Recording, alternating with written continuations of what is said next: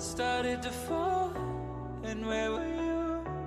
How could I know you were falling too? Grabbing the wind, cutting my skin, but it's hard because I'm falling.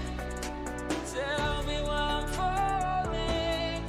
Oh, life's calling, but it's hard because I'm falling. What is going on, everybody? Welcome back. We've had a little bit of a spicy all-star week. We had a stream on Wednesday, a little bit impromptu, and now we're back with the real all-star action. I'm joined here by Speed, bringing you a little warm-up here. How you doing today, Speed? I am doing excellent. Get to watch my fellow West GMs hopefully take this home. Oh, so you're in the West. I'm out West. here in the East. So obviously a little bit of bias on both sides. And we do have some, I believe, new game modes. So I'm not sure if I want to spoil anything. I think we won't spoil it.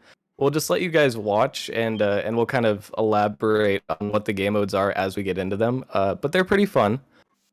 They are some definitely some interesting picks from Rockerman. Spent a little bit of time going over what we thought these should be. But I'm curious, Speed. So obviously you're over there in the West. You're rooting for them. But looking at these rosters, we got Rockerman, Smooth, Jarhead, and a Critter stunt double. Will be unnamed. Yes, unnamed. Perfectly unnamed. Filling up the East there. And then for the West, we have Biscuit, KN, Bubbly Reaper, and Grav, with Sands and Big C-Dub subbing in. We're not really sure how that's gonna play out. They can choose to sub in whenever they like, but who do you think has the edge in this matchup here? Well, just taking a look at things, we got Biscuit, Bubbly over there. Jarhead. I don't know. I just think the rank's just kind of way in favor of the West, but you can never count out Rockerman and on the East over there. I don't think he normally plays in the GM showdowns too often because we normally have enough, and he usually lets other people stick in. So maybe he wants to come out and play this time. Yeah, you never know how things are gonna play out. Also, with the GM showdown, we get the goofy game modes. I know Bubbly is a veteran in the extra game modes categories, often messing around in some of those with different teams. But I'm not sure. I'm not sure how the skills will translate here to what we have in store exactly. It always requires quite a bit of adaptability to be able to try and pull this one off. Obviously, just for fun, just a light best of 3 as well. So if one team takes the first game, they really get a huge advantage as you only need one more game to win. And I'm curious how this will play out. Obviously, you guys, well, I guess you can't see on stream yet. I'm excited for you guys to see what we have in store here because we have some fun stuff. But I think we do have everyone in the lobby now, if I'm not mistaken.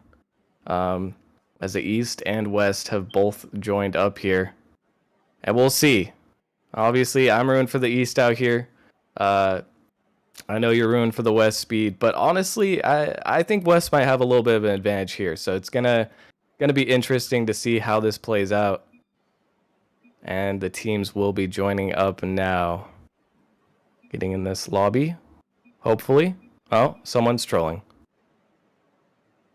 Okay, well, as we wait for the trolling to decommence, Sand said he was good when I don't even think he was in the lobby.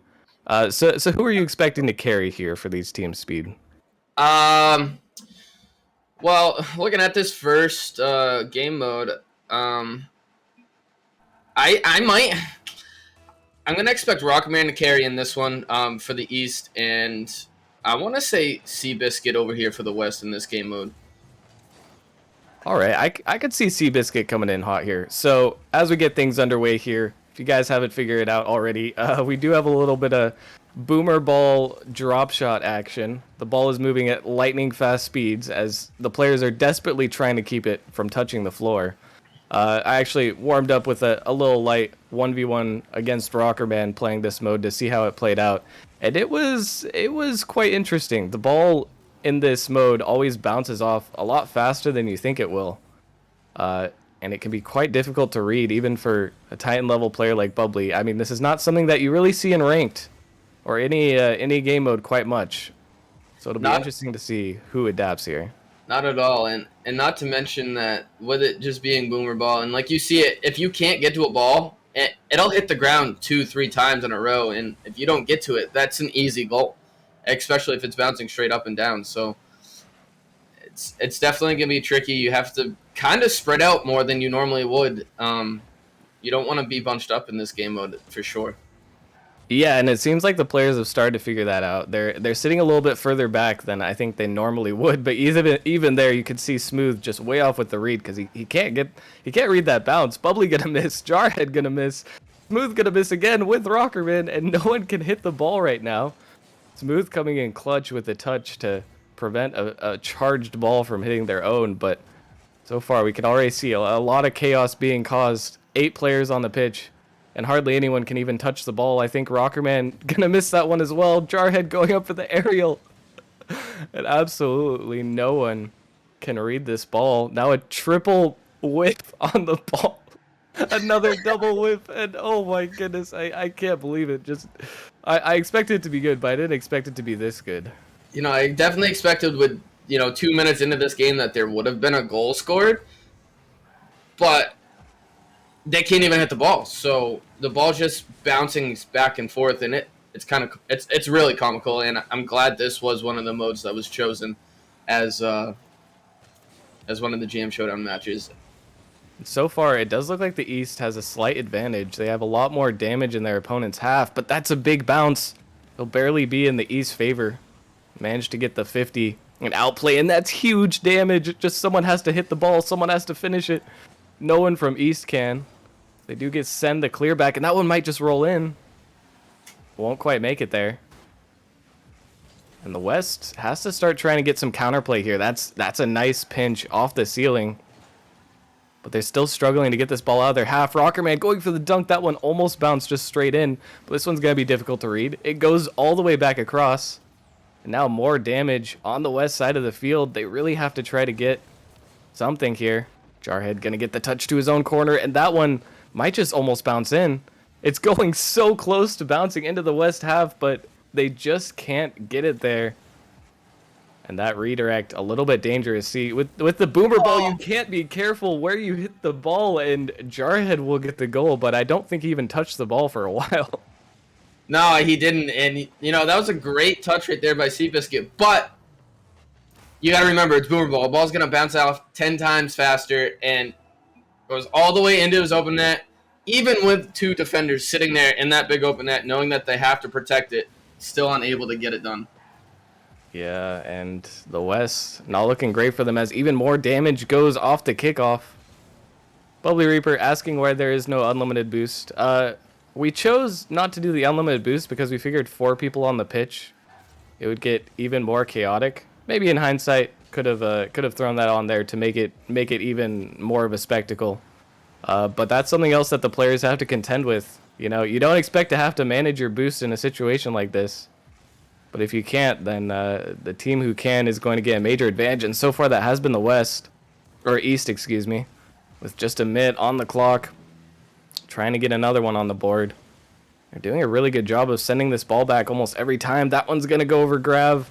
Can't make the touch. But finally, looks like the West will get some damage. And that's one of the first spots that have opened up so far. I mean, it's hard to say who will be better in this game, but I wasn't expecting the East to come out and just get all this pressure with almost no reply from the West. Neither was I, you know, and it's kind of shocking to see how much pressure and how much better the East have been in this game mode.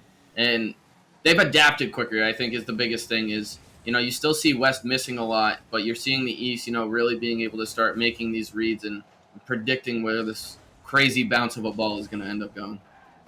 And with that said, the West is starting to open up some space on the East side, but they only have 10 seconds. They have to pray for a good bounce and avoid own goaling as well. This one going to go clear. It might just bounce in, but it's going to bounce all the way around and come back to the West half. Now the ball is cleared once again, and East will take game number 1 in convincing fashion. Definitely a chaotic game mode there, but East comes out on top. Yeah, East does come out on top, and they did it beautifully, you know, and wasn't even led by Rockerman like I thought. You know, Jarhead definitely showed up in this game mode. I know Rockerman likes to play a lot of drop shots, so I thought he would definitely have the advantage here for the East. But Jarhead, you know, showing up, taking some time, and proving everyone else wrong. Yeah, and you could see there, Bubbly Reaper kind of carrying for the West, but he couldn't quite do enough.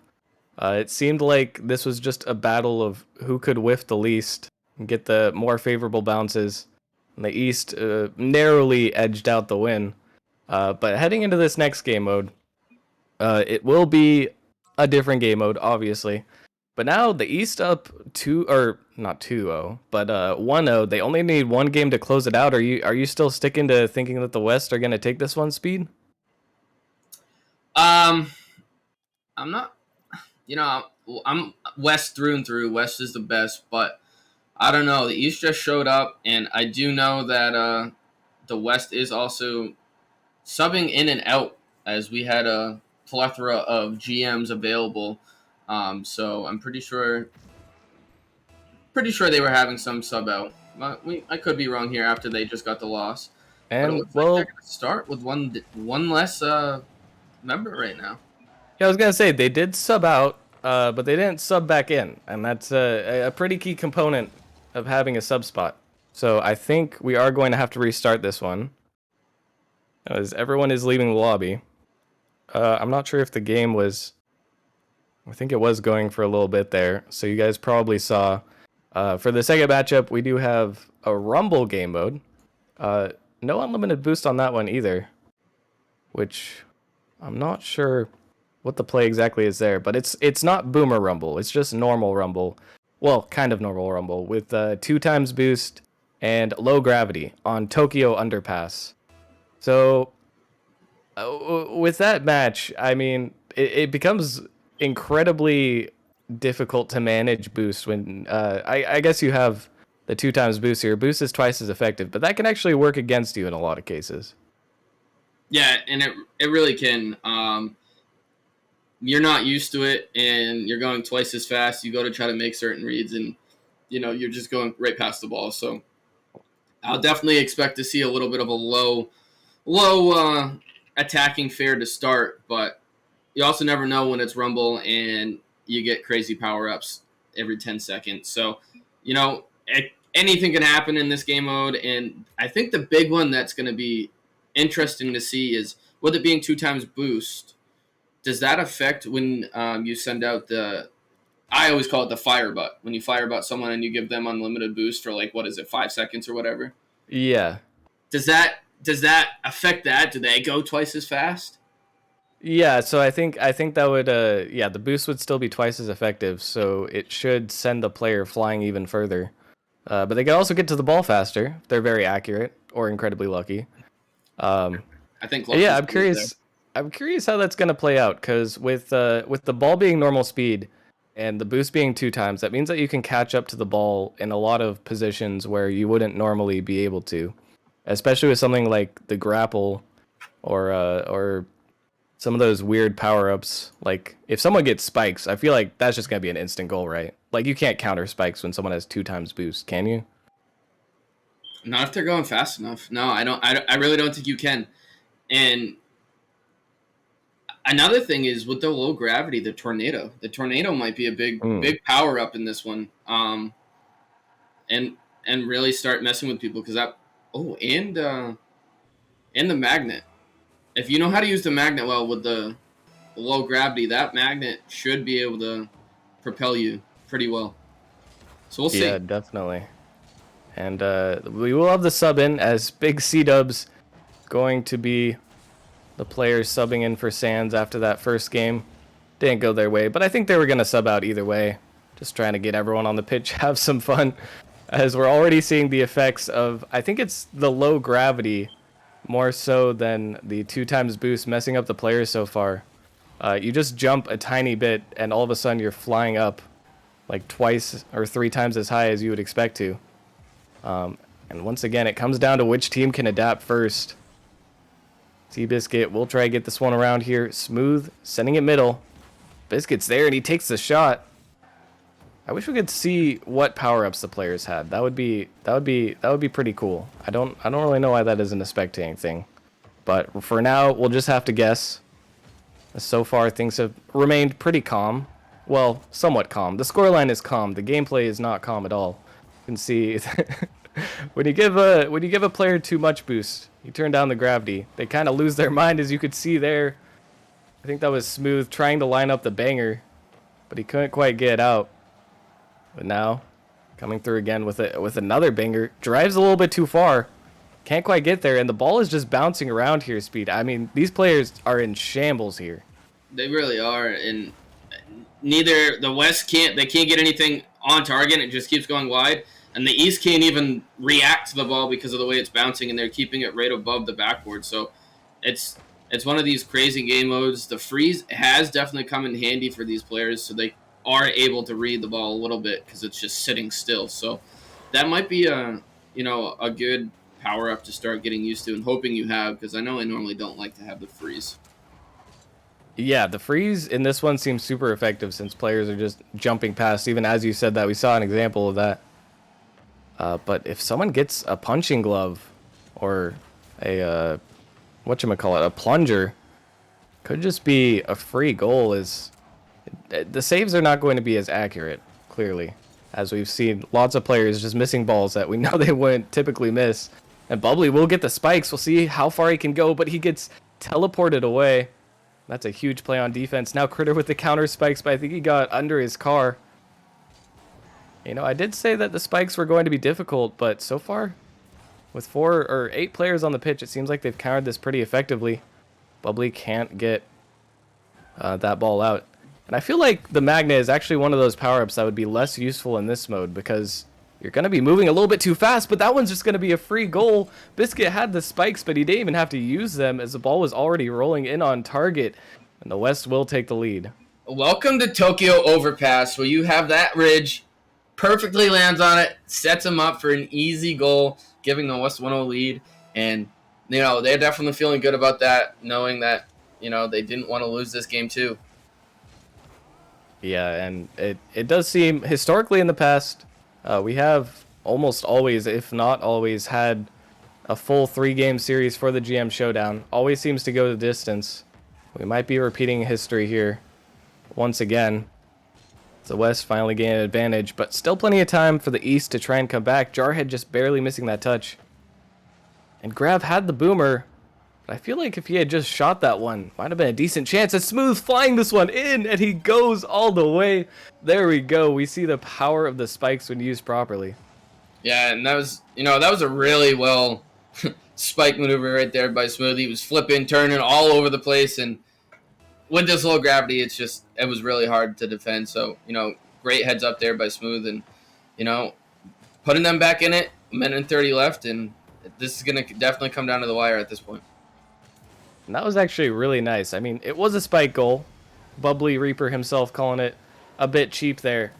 But I really like the way he came off of the side of Tokyo Underpass, really utilizing the map to get his flip back and have that momentum. It was well played on that front. But now it looks like East in a bit of trouble. Rockerman up for this one. Tries to get over to Jarhead, but no redirect available.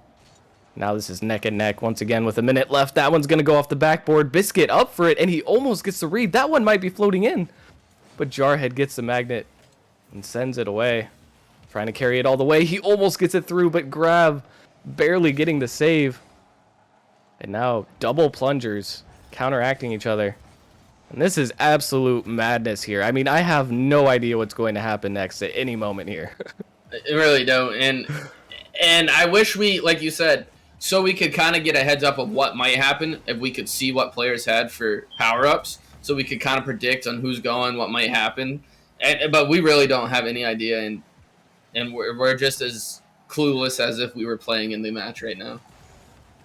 Maybe even more clueless, because we don't know what a single player knows. As Smooth going with the air dribble almost gets it all the way in, but it's blocked away, and now the plunger to the other side. Bubbly Reaper, he'll ice it out with 7 seconds left, taking the lead. That was beautiful. We got the punch, the missed punch, but the grab helped there with the, was that a plunger then the punch? Yeah, I don't know. That was a banger. That was, I don't even know what happened. It looked like the punch missed, but it must have hit because that was a beautiful shot right there by the West. And now they just have to hold on, let the ball hit the ground, and they will secure this game number 2 and force the final game 3. And once again, we are going to game 3 in a GM Showdown. The script, you know, it's the same one every season, but if it's this good, why not just keep sticking to it? I kind of expected more goals in this game in particular, actually, as, you know, with all the power-ups, I expected the ball to just kind of fly in the net more, but other than that last play, we didn't see any real, like, hard shots that were borderline unsavable. But now we will be heading into a regular Chaos 4v4, and this is where individual skill in regular Rocket League really comes into play. So I'm curious how you think this one's going to play out, Speed. Well, it's the most tame out of all the modes, other than it just being casual 4v4, which, if you've been a previous GM, you kind of used the Chaos mode. This is always, you know, one of the game modes, is straight up regular Chaos. So in this game mode, I might have to give the advantage to West. I just think that with the ability that the West has, just normal Rocket League, and just, you know, adding an extra player there, which that's more players for Bubbly to demo, That may go in our favor there. Yeah, looking at the rosters once again, Bubbly, the only Titan player on the pitch. Looks like they should have the advantage, but it is the most tame game mode, but chaos mode is not a mode that I would typically call tame. A lot of things can happen, and you talked about Bubbly going for those demos, but on the other side of things, Rockerman is also known for his demos as well. They're actually very close in the race. I think Bubbly is barely ahead in terms of the most demos in league history overall. But they're both very demo heavy, and that could come into a huge play. If we just get into a game where whoever demos more, that would actually be fun to watch, but also I'm sure absolutely tilting to play for anyone who isn't Rockerman or Bubbly. Oh yeah, and I wouldn't be surprised if honestly the team's set up and they said, all right, Bubbly, all you do is demo and clear way for a 3v3, and the other three just go for the ball, and Bubbly just goes for players, and same thing on the other side for the East. Just one all-time demoer, and then it's just basically 3v3. You don't have to worry about a 4-man rotation.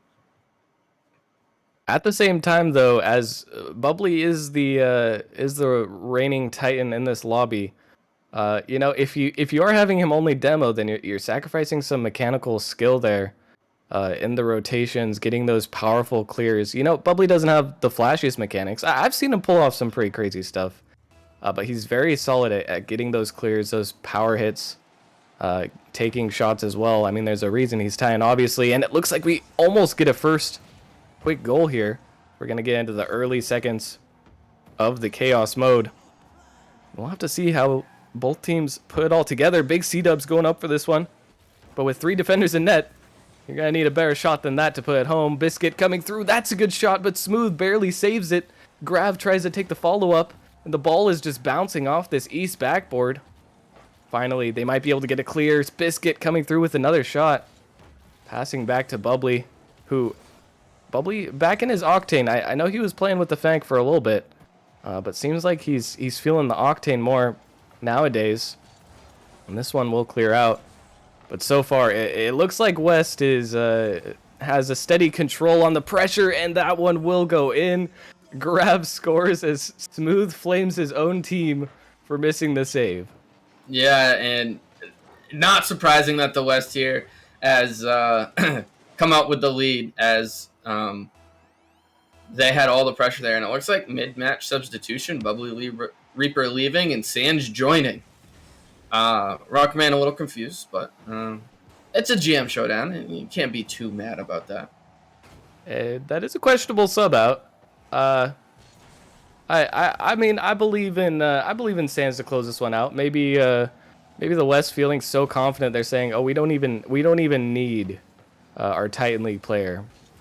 I mean, Sands is a beast, but if you do have a choice between a Titan player, if you're sweating it out, you're probably gonna go for that one. As Smooth almost gets the air dribble in, won't quite be able to find the touch. This one goes over, and it looks like the West is still keeping up very easily here. And there comes the demos from Rockerman, getting it past one. That ball's gonna go center. The pre-flip past the ball. East is in some trouble once again here, but they do get the clear out. Jarhead gets a pass middle, but Grav cuts it off immediately.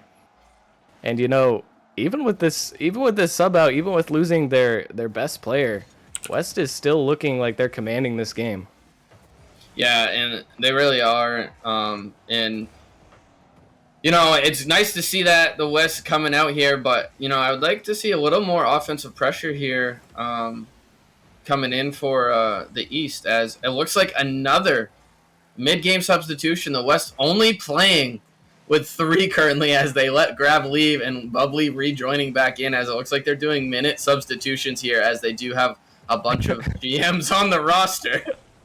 I don't really know what this strat is. I wish we could see this strat in playoffs, but I don't think it's legal. But a huge demo from Sands almost opens up the net. Unfortunately, there's 3 other players on the pitch, so it's very temporarily open. I'm not really sure about these mid-game substitutions, but you know what? So far, they're working. Living a little bit in the mental of the other team, it seems, as they are very clearly confused by the strategy. But Rockerman looking for the demos now. He got one. Smooth with the F-150, gets it off, and that one's going to be a bicycle hit by Biscuit to put it in. And then Biscuit's the one to sub out as the other next minute is up, and they are again doing minute sub rotations to get everyone in on this final game, get everyone some even playing time, which is always nice to see, but a little unconventional. Yeah, unconventional is definitely one word for what we're seeing. I wouldn't sub out Biscuit after that beautiful bicycle touch. I mean, that was something of beauty. I'm at this point, I'm not sure if he just rage quit because he knew someone else would be in the lobby in a second, or if he was planning to sub out earlier. But either way, we will have a tie game. The East fighting back a little bit.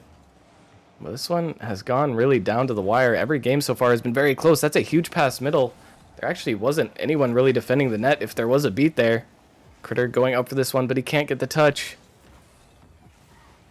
Now East with another opportunity, trying to get that one out. Sands will get the dunk, though. The pressure is sent right back.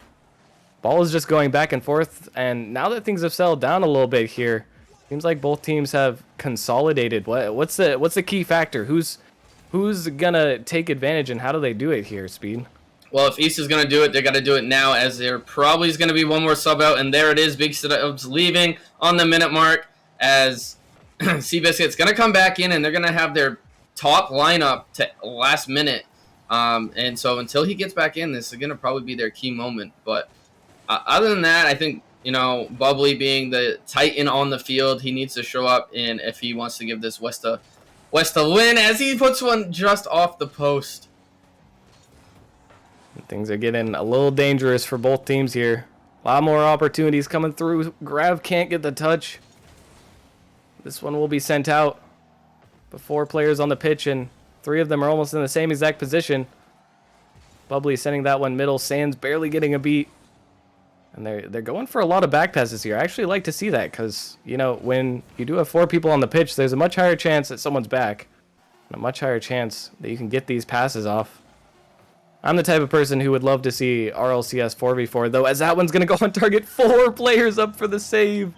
And I'm sure, yeah, one of them got the save. Critter managed to touch it. Surprised, well, I wouldn't be surprised if another player touched it as well. But now we will be heading into overtime. One more goal to get the first win for the East or the first win for the West. Huge to take an advantage here. And it's going to be huge overall, as the all-time series is tied at 3-3 heading into this season 7 GM showdown. So, whoever wins this one will give the East or West the one game advantage in the all-time record. And that's something, you're fighting not for nothing. You're fighting for your pride and the pride of your region, as that one's going to go in, and East will take the victory. They win the best of 3, and, the West, they look like they were having some fun, but I'm not really sure where the players were going there. And a nice win to finish it off. Yeah, and, great touch there by Critter, who is, unnamed. That is a Critter stunt double, not actually Critter. I'm just kidding. We can name him, right? I think so. Yeah, I think we can name him. That's DJD, Critter's AGM. That's why he's the Critter stunt double for this one. But great touch there. And surprising that, there was no one back further for the West there, as you do have 4 players on the pitch. So maybe it looked like they were pushing a little too hard on the offensive end. Yeah, I don't think it's a far stretch to say that the West wasn't taking this game too seriously. It kind of looked like Bubbly was chasing Sands there, or Grav. I don't remember who it was, at the side of the pitch, and they kind of forgot that they had a net to defend.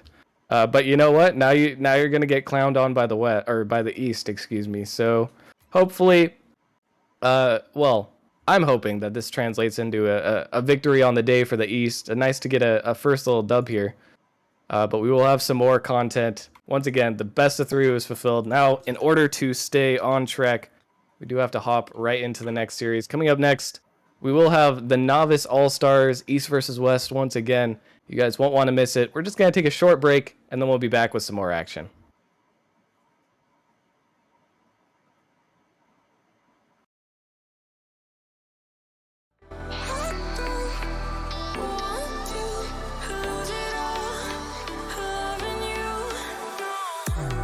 I don't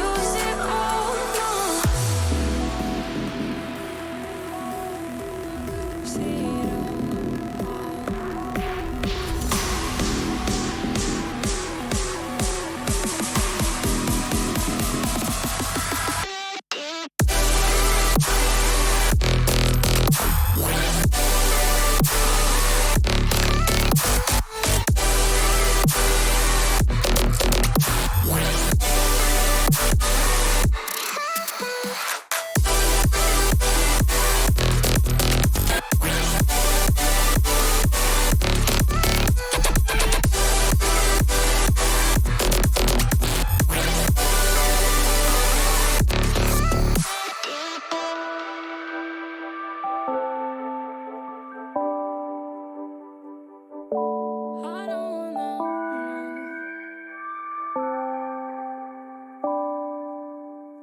Lose it all, no.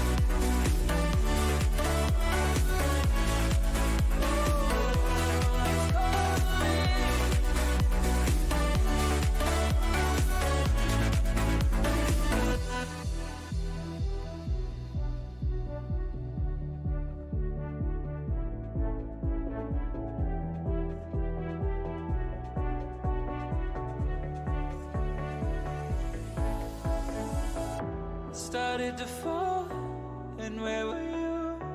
How could I know you were falling too? Grabbing the wind, cutting my skin, but it's hard because I'm falling. Tell me why I'm falling. Oh, life's calling, but it's hard because I'm falling. All right, what is going on, everybody? We are back after an exciting GM showdown there, heading all the way to Game 3 overtime. We are now heading over to the Novice League for the Novice League All-Star Game, where hopefully we'll have another good one here. I'm Rockerman in the booth here for this first matchup, and joined by a newbie in the booth, but he's happy to be here. Finn, how are you doing tonight? I'm doing pretty good. That was an interesting matchup there.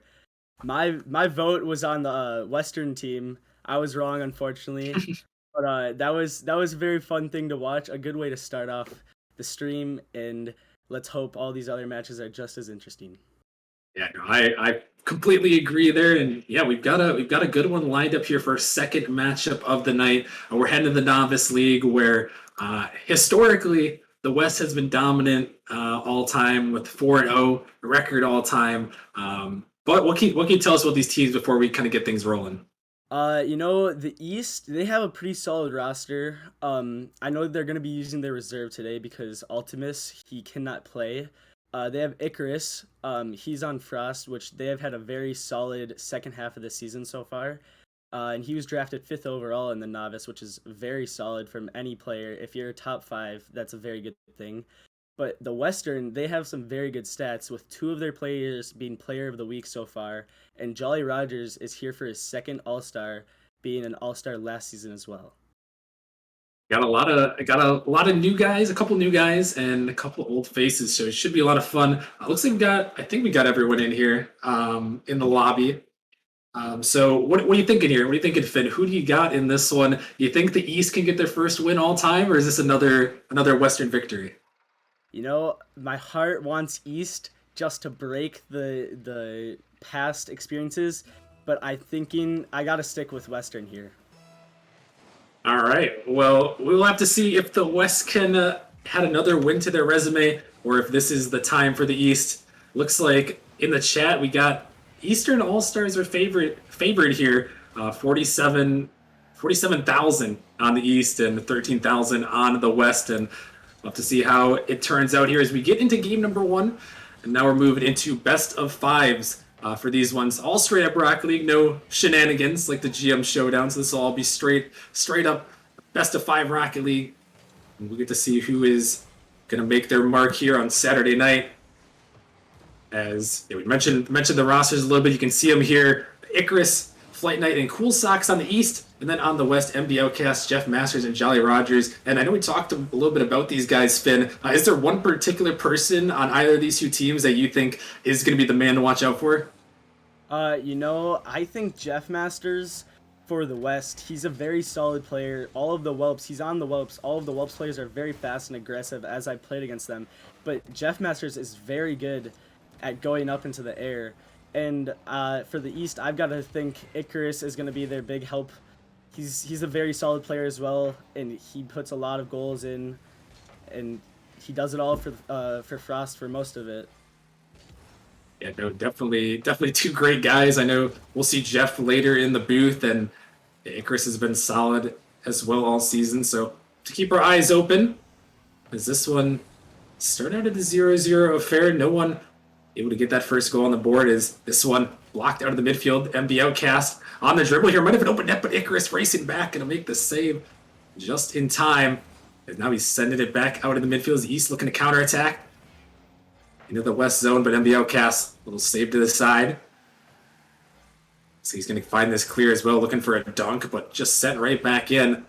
So we're about 2 minutes in. No one able to get the first goal on board. But Icarus trying to change that as he's sending it towards the net. It's off the post, but not going to go in. The East so close, but not able to capitalize there, Finn. Yeah, and what I've noticed is that the East, I believe it was Cool Socks, he lost connection, but they haven't asked for a restart. But it doesn't seem like they need to, as they're able to hold off this West and even have their own pressure in a 2v3. And they're able to keep it out, and who knows, they might even get the first goal. Yeah, they still had that pressure. That is actually a little bit surprising. They might be scoring here, but Icarus, he can't quite put it in as they're working for that 2v3. And like you mentioned, they could call the restart, but they didn't go for it here. But Icarus, he's looking for double tap, trying to find the read, but it's not going to go. And Finn, that's something that's kind of interesting when you get into a 2v3. As the team that's 3v2, your rotations can get messed up, and that can happen as Flight Knight puts it home. Yeah, and as I was saying, it looked like with all of the pressure coming from East, even in a 2v3, that they would score as Flight Knight beats out 2 of the West players, taking the 1-0 lead in this game 1. Yeah, and going back to that point, I feel like sometimes it's, oh my goodness, is it going to happen again? Flight Knight on the kickoff, he puts it in, and it's 2-0 East in a 2v3. Right as Cool Socks is joining the match back, Flight Knight gets just a slow kickoff, and Outcast puts it right into his car, letting Flight Knight have a wide open net to put it right in for a 2-0 lead. Wow. Impressive to say the least there for the East. And yeah, Flayne, one of those guys, formerly was on Genesis, they're trying to put another one in. Formerly was on Genesis, got traded to the Ninjas, but he's still representing Genesis in this All-Star game. He's represented them well as he put that one in the back of the net. And a 2-0 lead here. And now the West find themselves a little bit of a tough position here. Not what you expected. And Finn, I have to wonder what their mental may be like after, getting 2 goals scored on you in the 2v3 fashion. Yeah, I don't know. It's really surprising because you would never expect you would expect them to ask for a restart, but they don't. And then even after that, they come out and they score 2 goals on you, and you just have no clue what to do. So I feel like they've got to pick it up, get the pressure up, and get 2 goals to tie it back up if they want any chance in this game. Let's see, they're trying to put some pressure on. Here's Jeff Masters, but not quite able to get it in the midfield. Is Flight Knight going to pop it up? MB outcast. This one sent towards the net. Flight Knight racing back towards it.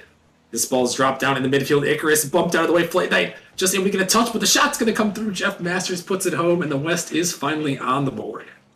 Yeah, and as soon as they start putting pressure in and getting bumps in that front, it opens up the net for Jeff Masters to take a nice shot where Cool Sox just didn't have enough time to read his shot, and they get a nice goal to make it a 1-game difference.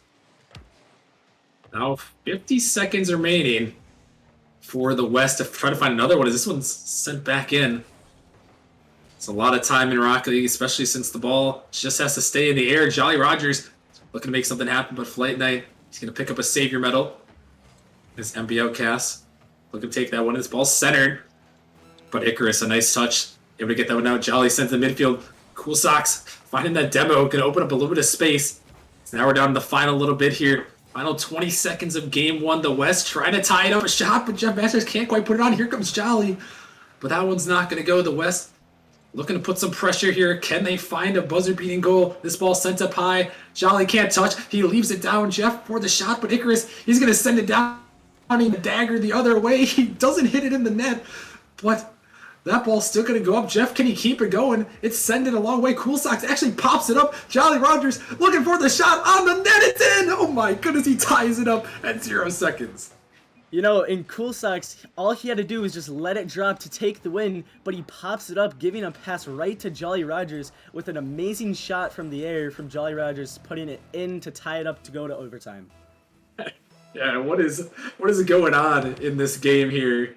Finn, I mean, the 2v3, they score 2 goals. It gets back to a 3v3, and all of a sudden, the East is just struggling. It's weird to see that sort of turnaround.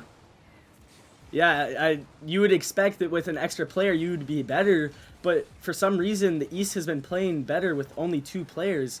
You maybe got to think that, don't want to say it's bad luck, but Cool Sox might be bad luck for this East team. He's just got to help them out and hopefully put in a goal to win this game. We'll see if he can find something. Yeah, he had the disconnect earlier. It was a 2v3 for a bit of the match, but the West able to battle back with that buzzer beater from Jolly. As now this one's set up. Can the East, though, stop the bleeding? They're sending down midfield, but no one quite ready for that one. Cool Sox going to make a touch, send it towards the net. But Jolly cutting it off in the midfield. Here comes Flight Knight. Looking for a double. Cool Sox sets it up in the midfield. Net kind of open, but the West just able to get back as Icarus is hunted for some demos. A minute gone by in OT. It's still tied up here. This one's sent back in. Icarus can be blocked up by Jolly. Cool Sox sending it through, but NB outcast all over that one. As Icarus sending it back. Jolly gonna find a touch out in the midfield. A demo comes through again from Icarus. He's finding a Cool Sox, sending off the backboard. Opportunity here. Cool Sox trying to get to it, but he can't. Here comes Icarus for the shot, but it's not gonna go. And the East starting to get a little pressure here, Finn. Trying to break through this Western defense, but they've held on pretty well in overtime so far. Yeah, and the East have had a very good defensive throughout the entire game, but now the West has to try and get it out of their zone and do their own defense as the West comes in trying making demos happen, which they need, as Cool Sox puts it on net and scores, winning the game in overtime. And Cool Socks, the man, he was disconnected earlier. He kept the ball up in 0 seconds, but he comes back, and just like you said, he puts the goal in for his team to win it in overtime. And I mean, what a crazy first game there, Finn. The East, I mean, they somehow close it out, and hey, they take the game one victory. And that wasn't a very even match for them, as like we were talking about, Cool Socks disconnected, and he didn't do much once he came back. But Flight Knight and Icarus, they were able to hold off and score their own goals to lead in this overtime, and Cool Socks finished it off for them, winning the game to give them a 1-0 start in the series. Yeah, and I mean, excellent start for the East, all things considered. I mean, you can't really deal with disconnects too bad, but I mean, the East did perfectly there with 2 goals from Flight Night. One goal, one nice goal, and then one off the kickoff, and then Cool Socks with the finisher. But as we head into the second game here, Finn, I'm curious, what do you think the West has to do differently, if anything, in this one?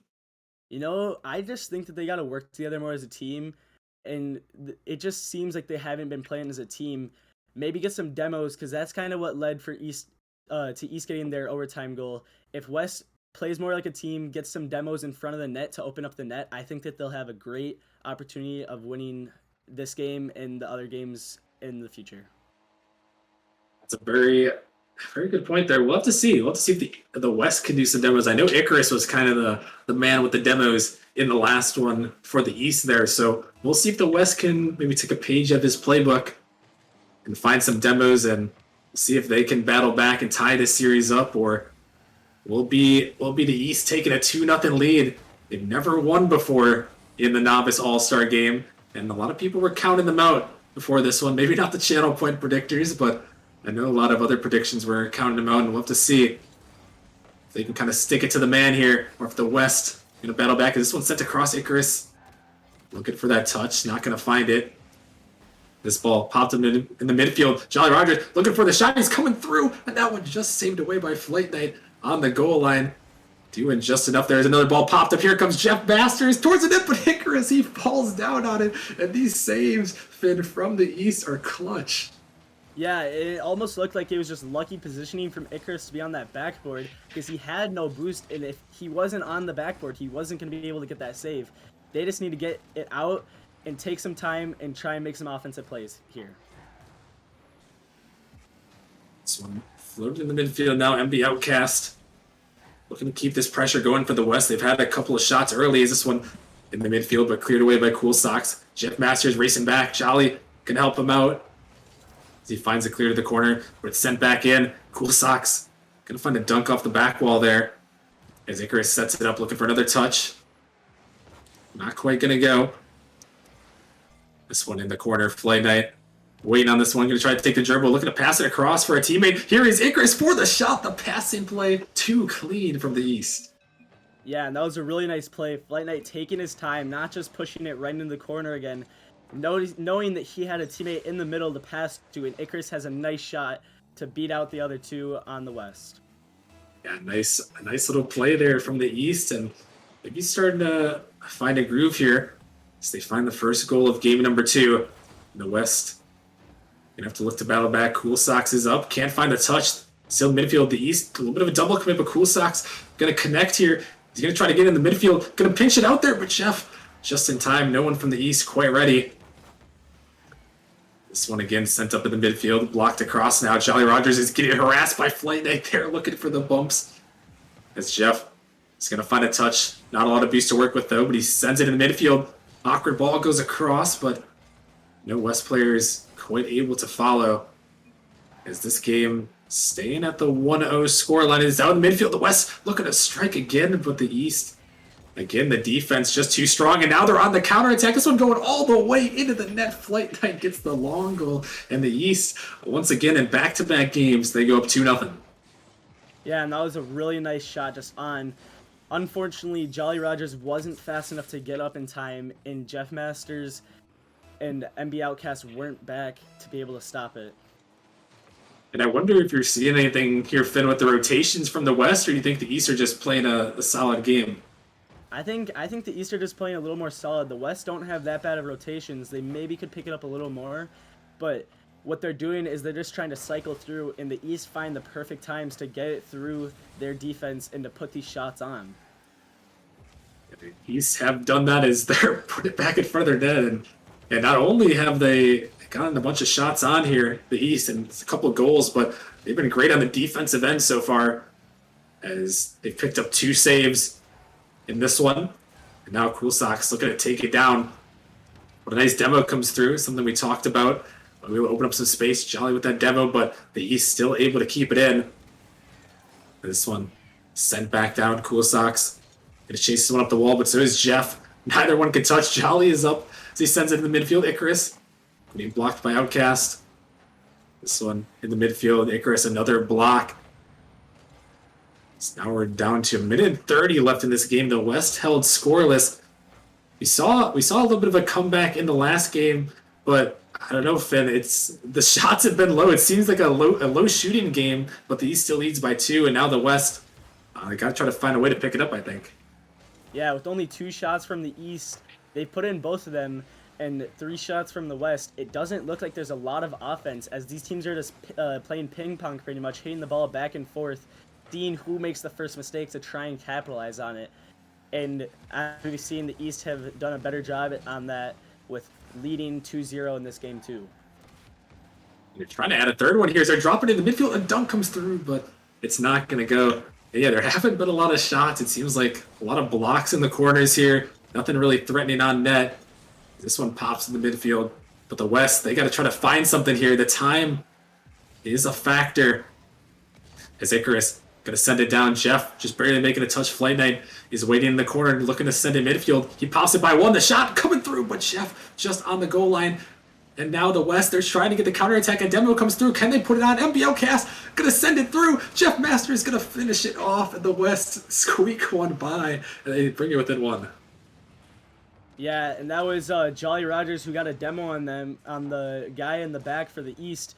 And I believe that was Jeff Masters who puts it high, or somebody, but Jeff Masters comes in as cleanup crew to put it in, making it a 1-goal game. And now with the 1 goal. Oh no! I was just about to say maybe the West could hit a buzzer beater like they did in Game 1, but that is a novice moment, even in the All-Star game.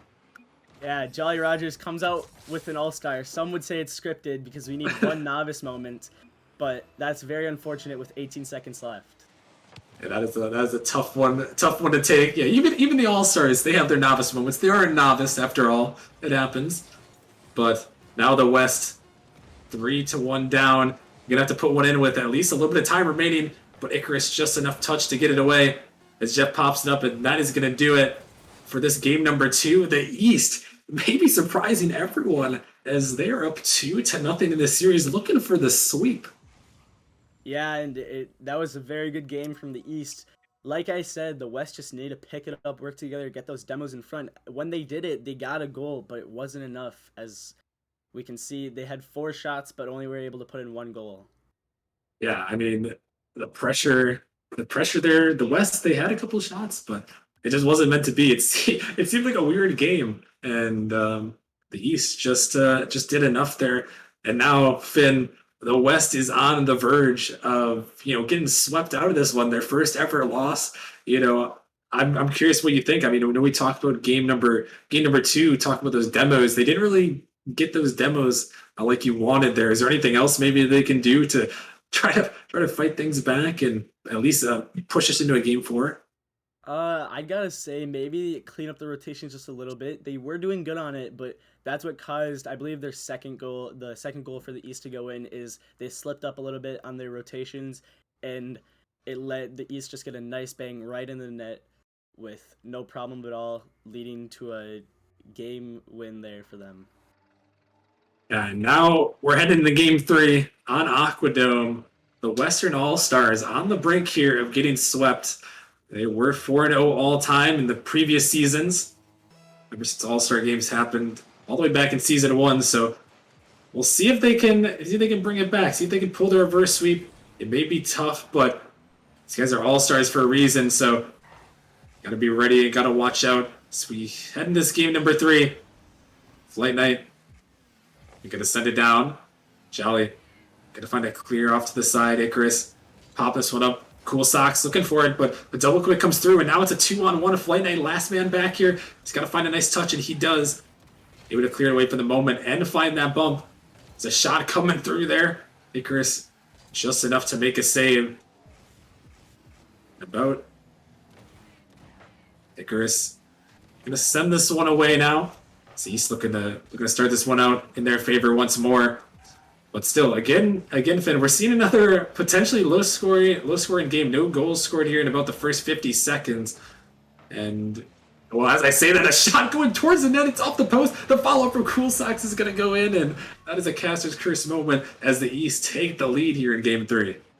Yeah, and I don't know. I'd even say that was a novice moment from the West again, as they double whiff on it, and it unfortunately just leaves an open net for Cool Socks to put an easy goal in. Cool Socks, we talked about him a little bit in game number 1 where he disconnected, and the East scored 2 goals without him. And then he ends up putting the game winner at the end of there. So he's still trying to make his name heard here. He was the fan vote, so got the most popular vote in all the novice East. So the fans wanted to see him, and he is showing up here as Flight Knight trying to put one in, but just a little bit wide. This one's sent towards the net by Icarus. Can he find the dunk? The West double committing again, and these double commits, they are going to be killer if the West can't sort them out. This ball locked up in the midfield. Jolly looking to chase this one. Cool Socks gonna find it clear to the corner. Is Empty Outcast looking to pop it in. Jolly, he's finding some bumps on Icarus. It's gonna be awkward. Flight Knight sent it towards the midfield, but able to stick with it. As this one going by, and there we saw it, Finn. Jolly Rogers. It seems like if there's anyone that's gonna get those bumps for the West team and open up some space, it's got to be Jolly. But the other people, I don't know. It seems like Jeff and MB Outcast, excuse me, I just haven't been able to follow behind when Jolly's getting these demos. Yeah, and I've started to see a lot of demos and bumps here coming out from both teams early in this game, and unfortunately, it really hasn't worked out for the West as they would have hoped. As you said, that Jeff and Outcast really haven't followed behind, and so it hasn't gave them an opportunity to score. Here's an opportunity for the East on the other end, but MB Outcast on the counter attack. He's gonna tie it up, and he puts that one home. And the West, they got a little bit of life here in Game 3. Yeah, and that looks like Jeff just bumped Icarus right there, and Cool Socks was a little too awkward to go up for it, letting Outcast have a nice shot right into the wide open net. West bring us to a 1-1 ball game as they look to attempt the improbable, and I honestly don't know. We may have to get some fact checks. I don't know who could fact check this about reverse sweeps in the All-Star game. I don't know if it's ever been done before, but the West looking to make the improbable happen as they tie this game up. This ball sent in the midfield. Icarus going to clear it away. MB Outcast going to be the last one back. Going to have to make the touch, and he does. As Jeff taking this one up high. Going to try to find the 50. Actually going to fake it under. MB Outcast on the dribble. Oh my goodness, the West. What a play. Yeah, and what a play from Outcast as Jeff puts it middle. Flight Knight misses. Outcast gets it around 1, and then Icarus just isn't there in time as Outcast flicks it above him, putting in a nice shot to take the lead. Oh my goodness, what a play. I wonder, I think it looked like Jeff was faking. I'm not sure. I'm not sure if he just couldn't hit it, if that was a novice where you just don't hit it and it works out, or I don't know. I don't know if he was faking or not there. But I guess it doesn't really matter. It goes in the back of the net. It looks really cool. We're the novice West as they're trying to bring this one back. It's 2-1 here. Just looking for their first game win. The East have something to battle back with now. This ball sent in the East corner. Icarus going to find it clear. It's sent down. Here comes Cool Socks looking for the shot, but just not enough reach to get to it. As Flight Knight going to get it by 1. Trying to send it in. It pops it up high off the backboard. Here comes Icarus for the shot. He puts it in. A nice play. And it's tied up at 2. The pass from Flight Knight as it almost looked like it was going to go high, but it bounces out off the backboard, and Icarus just beats Jolly Rogers. Jeff couldn't be there either, and that's a nice shot to tie up this game. Icarus, good aerial control by him to put that one home. And this is what you love to see out of these All-Stars. These are some of the best players that the Novice League has, and they're showing off some mechanics for sure in this one. Some nice plays on both sides here in Game 3, as we're all tied up at 2. The East leading 2-0 in the series. Looking to find the dagger and the broom as this ball will be pinched back just off their flight. They can't get to it, and Jeff Masters going to capitalize on the tough read, and the West are back out in front. Yeah, and that was a really lucky pinch. Almost looks like it was on purpose from Jeff Masters and Outcast. And that was Flight Knight missing that very... If he hit that touch, it would have went out. But Jolly Rogers was there to clean up and take the lead. And now the West looking to find this game when they just got to hold on for 30 seconds. The East, they are going to be hungry to not even let it get to a Game 4. This ball popped out of the midfield. Flight Knight, he's going to make the turn. Can he shoot it? Jolly Rogers just in time to make that touch. As it's sent in by Cool Socks. Looking to stay on the dribble. He pops it up high. This ball is dangerous. And Flight Knight on the aerial. The aerial plays for the East. They are hitting these shots with perfection.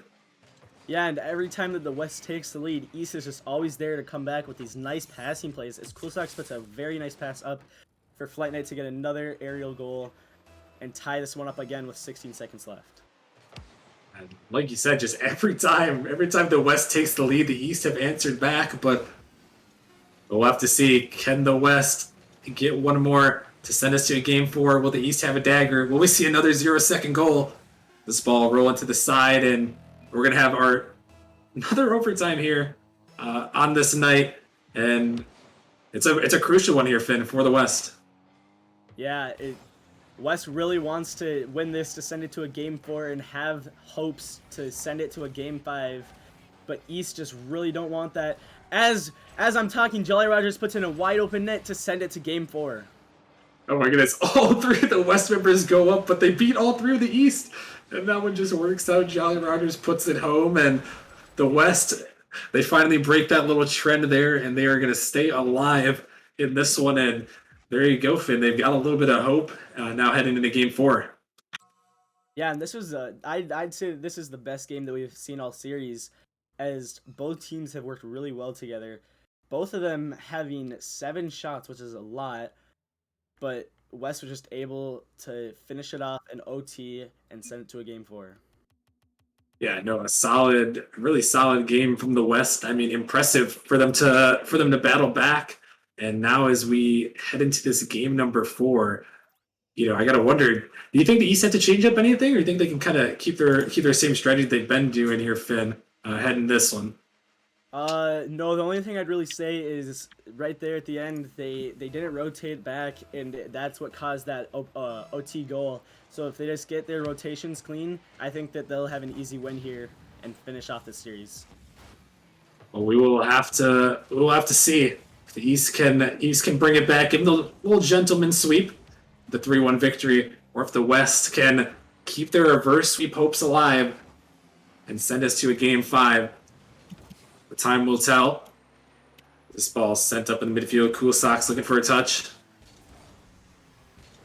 This ball cleared back. Flight Knight, a little bit awkward there. This ball slightly dangerous, but Flight Knight gonna find the clear. He sends it down. Jolly Rogers gonna find one touch. This ball's off the post. A shot attempt from Cool Socks is just gonna go a little bit wide. That one looked like a net to shoot at, but it wasn't quite meant to be. This one dangerous again. Cool Socks again, but Jeff Masters on the save. The West, they were holding on here early, but the East finna get a couple of good shots on net. Yeah, and they were so close to putting in a good start and scoring a goal as Cool Socks goes up and puts it in on a wide open net, and they'll take a 1-0 lead. This ball set up by Flight Knight. He beats the defender there. Jeff Masters just not quite ready to get up to that one. Maybe he didn't have the boost to work with. But Cool Socks puts it in, and Finn, I'm really impressed right now with the East. It just seems like every aerial, they are just winning. Yeah, and in this first minute of the game, they've had tons of pressure, and that's why they have the lead. Definitely so, and we'll see if they can add to it and take it home. First ever victory for the East. As the West send this one up. It's dangerous. Jeff Masters gonna pre-flip into it. It's floating in front of the net. He's gonna put it down. He puts it in. What a play. No, and nobody on the East was back except for Flight, and Jeff puts it high. I thought it was going to go out, but he gets a nice just double jump to just tap it in and tie this game up. Play there by Jeff. An impressive pre-flip on that one as it somehow works out. I thought it wasn't for a second, but it's going to find the back of the net, and now the East looking to counter back.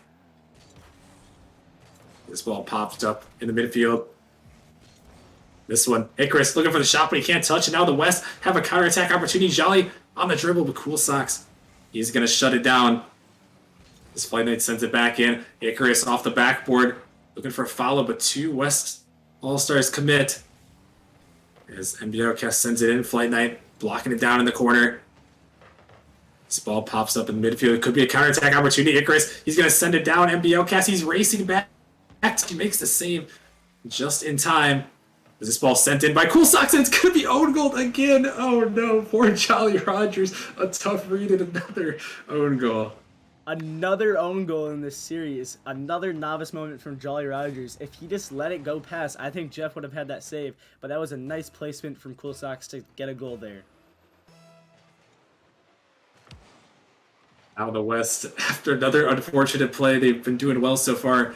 They're going to have to look for yet another answer in this tough series. And every goal is going to count when you're attempting to make a reverse sweep.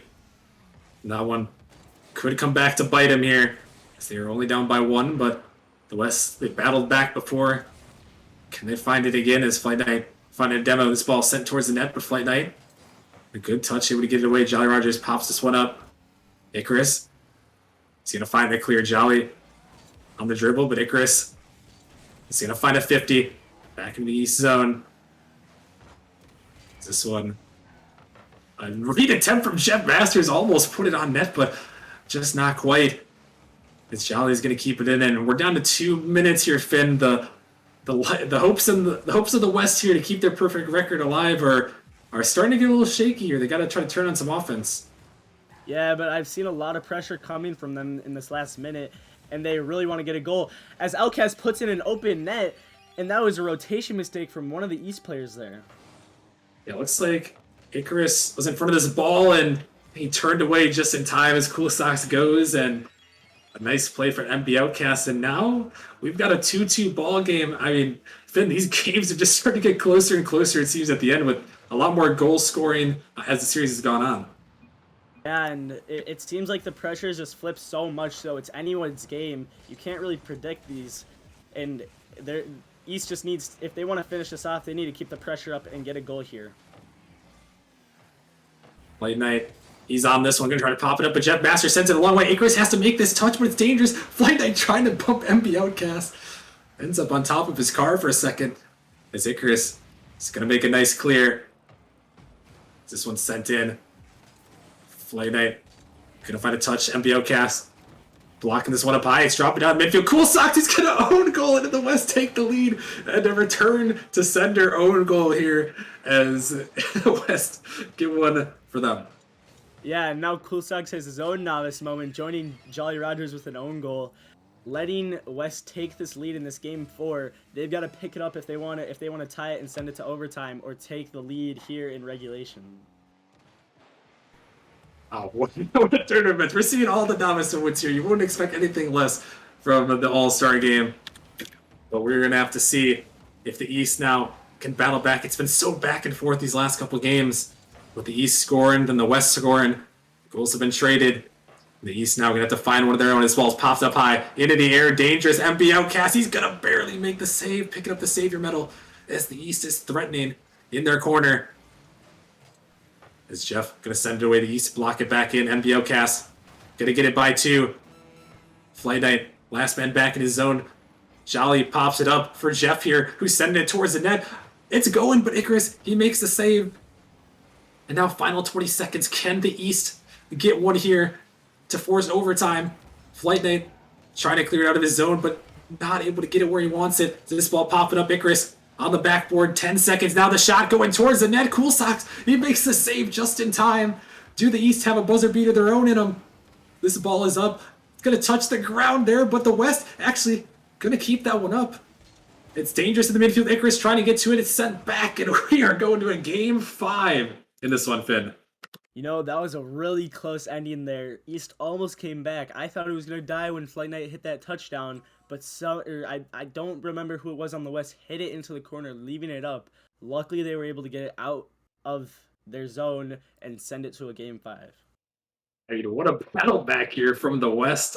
It seemed like, Finn, it seemed like there were so many times in that game that it was so close for the East to win it, but the West, they have just clutched up when it mattered most. I mean, hey, an own goal on each side. The own goal may have been the go-ahead one, but each side had one. But I mean, the West, they've just seemed like they've done just enough to stay in this game and force this game 5. Yeah, and Outcast had 4 saves of his own, which is a crazy amount, 2 goals as well. So he was carrying the West in this game. He really wanted to send them into this game 5, and he's done it. Let's see if they can pull it off and get this reverse sweep to win this series and keep it a 5-0 all-time series lead. Yeah, the East looking for their first ever victory in the All-Star game, and the West looking to stay perfect. But can they do it here? It all comes down to this game 5, the reverse sweep on the line. And like I said, I think this may be the first ever reverse sweep attempt in an All-Star game. No fact check on that. I don't know, but it might as well be as we're into this one and we are underway. The East gonna have to see if they can stave off this reverse sweep, but the West, they've got to be feeling good right now, heading into Game 5. And who is gonna strike first and give their team the advantage? This ball popped up. Jeff Masters looking for it, but Cool Sox gonna clear it to the corner. Jolly Rogers sending it in off the backboard.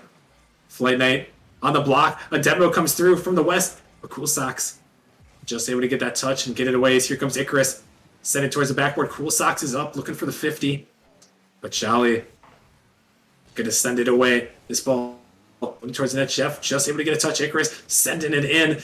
And towards the middle, Jolly just able to get the clear as Icarus going to come through and cut it off. And it's been an important first minute. No one able to strike through quite yet, Finn, but the pressure, these teams have got to be feeling it right now in this Game 5, representing their entire conference.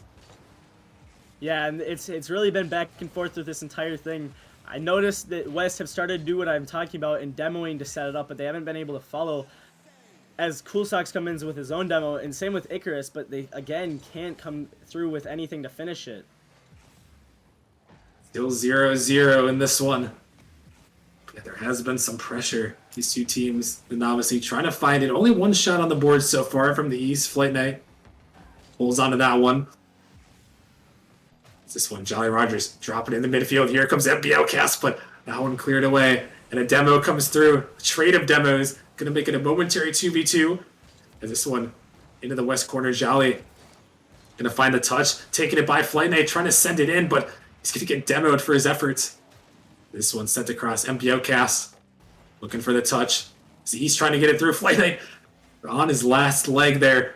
Going to make the save as Jeff sends it in. And we might be heading back to those Game 2, Game 3 area, Finn, where a low-scoring affair, and these are the type of games you love. A lot of pressure.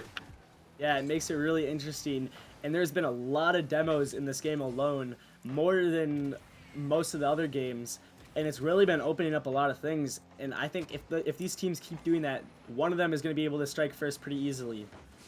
Ooh, is that one blocked away by Jeff as we pass the halfway point? The West send this one to the midfield. Here comes MB Outcast for the shot. He puts it in. The West take the lead in Game 5. Yeah, and I believe that was Jolly. Yeah, Jolly pinches it with Flight Knight, sending it to the corner, leaving an open net for MB to take a nice shot as Cool Sox wasn't able to get back into the net in time to save that. And Finn, the East, they have got to be reeling right now after going up 2-0 to drop the first goal. I mean, that's just got to be a huge hit to the mental. Yeah, you never want to be the team that goes up 2-0 in a series, and then all of a sudden you're in a Game 5, down by a goal, in crunch time, and trying to find an opportunity to tie it up and hopefully win it yourself. Oh, and here's a shot from Icarus clutching up for his team to tie us up at 1. Yeah, and as I'm talking about it, Flight Knight pinches with Jolly Rogers, leaving it open for Icarus to beat Jeff Masters and get an open net for an easy tie-up in this Game 5. There go the East. They keep it close yet again. These last couple games, just trading goals, and that was a great answer. Exactly what we need to do from the East to stop the bleeding. And now, can they take the lead? Under 2 minutes here in Game 5, this ball sent off the backboard. Here comes Cool Socks looking for it, but Jeff Masters just enough, and Icarus is getting bumped there. He's got to try to race back, and he does just enough boost as he finds a nice double tap in the corner. MBO Cast going to take it around one. Here comes Jeff as Jolly Roger is harassing Flight Knight in the net there, trying to get those bumps, but it's going to leave a one-on-one for Flight Knight. He can't connect. MBO Cast, he drops it down. This one floating in front of the net, but the West somehow, Finn, come out unscathed after all that. You know, and there was a lot of whiffs there from both teams, but if East just gotten one touch, they could have scored and taken the lead, but they were unable to, and West was able to clear as Jolly Rogers puts on a nice shot and takes the lead with 1:15 left. There is Jolly Rogers. He may have 2 own goals, but he has put it in the biggest goal of this series so far, as it is a 2-1 lead. The West regain. And once again, Finn, it's all on the East to bounce back. A lot of opportunities for both teams to battle back in this one. Yeah, and West, they really want this content in this reverse sweep to keep it a 5-0 all-time series lead, keeping this pressure up, not letting East do anything, suffocating them on offense, and keeping the pressure up on offense. Now we're under a minute remaining. The East on a little bit of a double commit there. They got to get it through. The West going to double commit as well. Can the East find the counter? Here's Jolly Rogers. He touches it in the corner. It's a dangerous ball, though. But Chef just racing back in time. It's popped up. Here comes Icarus diving in. With the time crunch for the East, they know they have to score. The West just have to play time and play smart contact. But that ball going to get around one. Cool Socks looking for it. A demo attempt, but Jolly Rogers, huge on the defensive end as we're down to the final 30 seconds. Jolly, he may have beat the last defender. This ball is going to pop up. Wasting a lot of time. Jeff can't connect. And the West is right in the midfield. Here comes MBL Cast for the goal. They put it in. Jeff secures it, and the West take a 2-goal lead with under 20 seconds remaining. Yeah, and that might just be the dagger, as there was multiple whiffs coming out from Flight Knight and Icarus. Cool Socks thought they would have cleared it, so he started to leave, but unfortunately, it was just a wide open net, and now West takes a 2-goal lead here in Game 5. And now the East, the hopes may be dashed here. The West may be pulling off a reverse sweep in the All-Star game. But can the East find one more? They got to do it quickly here. Jeff pops up in the midfield. A shot attempt. Icarus off the backboard. They need to find this one, but it is not going to go as this one pops up, and that is going to do it here. But the Western All-Stars in the Novice League are going to pull the reverse sweep on the East, and they remain a perfect 5-0 all-time. Yeah, the West, they realized after those first 2 games going down that they were the team that is 4-0 in this all time, and they were like, we got to win this. And as you can see, they came back, got the reverse sweep, possibly first time. They had a very good game in this Game 5 and just shut down the East, not allowing them to come back at all.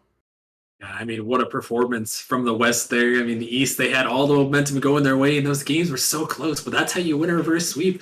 You got to clutch up with those close games 3 and 4, and then take it in Game 5. And I mean, an impressive performance for sure. And shout out to the West, remaining a perfect 5-0 on all time there. But we got to keep moving along on the night. We got another matchup coming up in just a couple minutes. Quick shout out to Merely Mental, who was casted earlier for the 24-month resub, 2 years. Happy birthday to Merely, the 2-year anniversary. But we have the Prospect League coming your guys' way in just a little bit here. It should be another good one. The West, again, they're 5-1 all time in the Prospect League. We'll see if they can do this one. Finn, I want to say thank you for joining me in the booth. It was fun to have you here for the first time.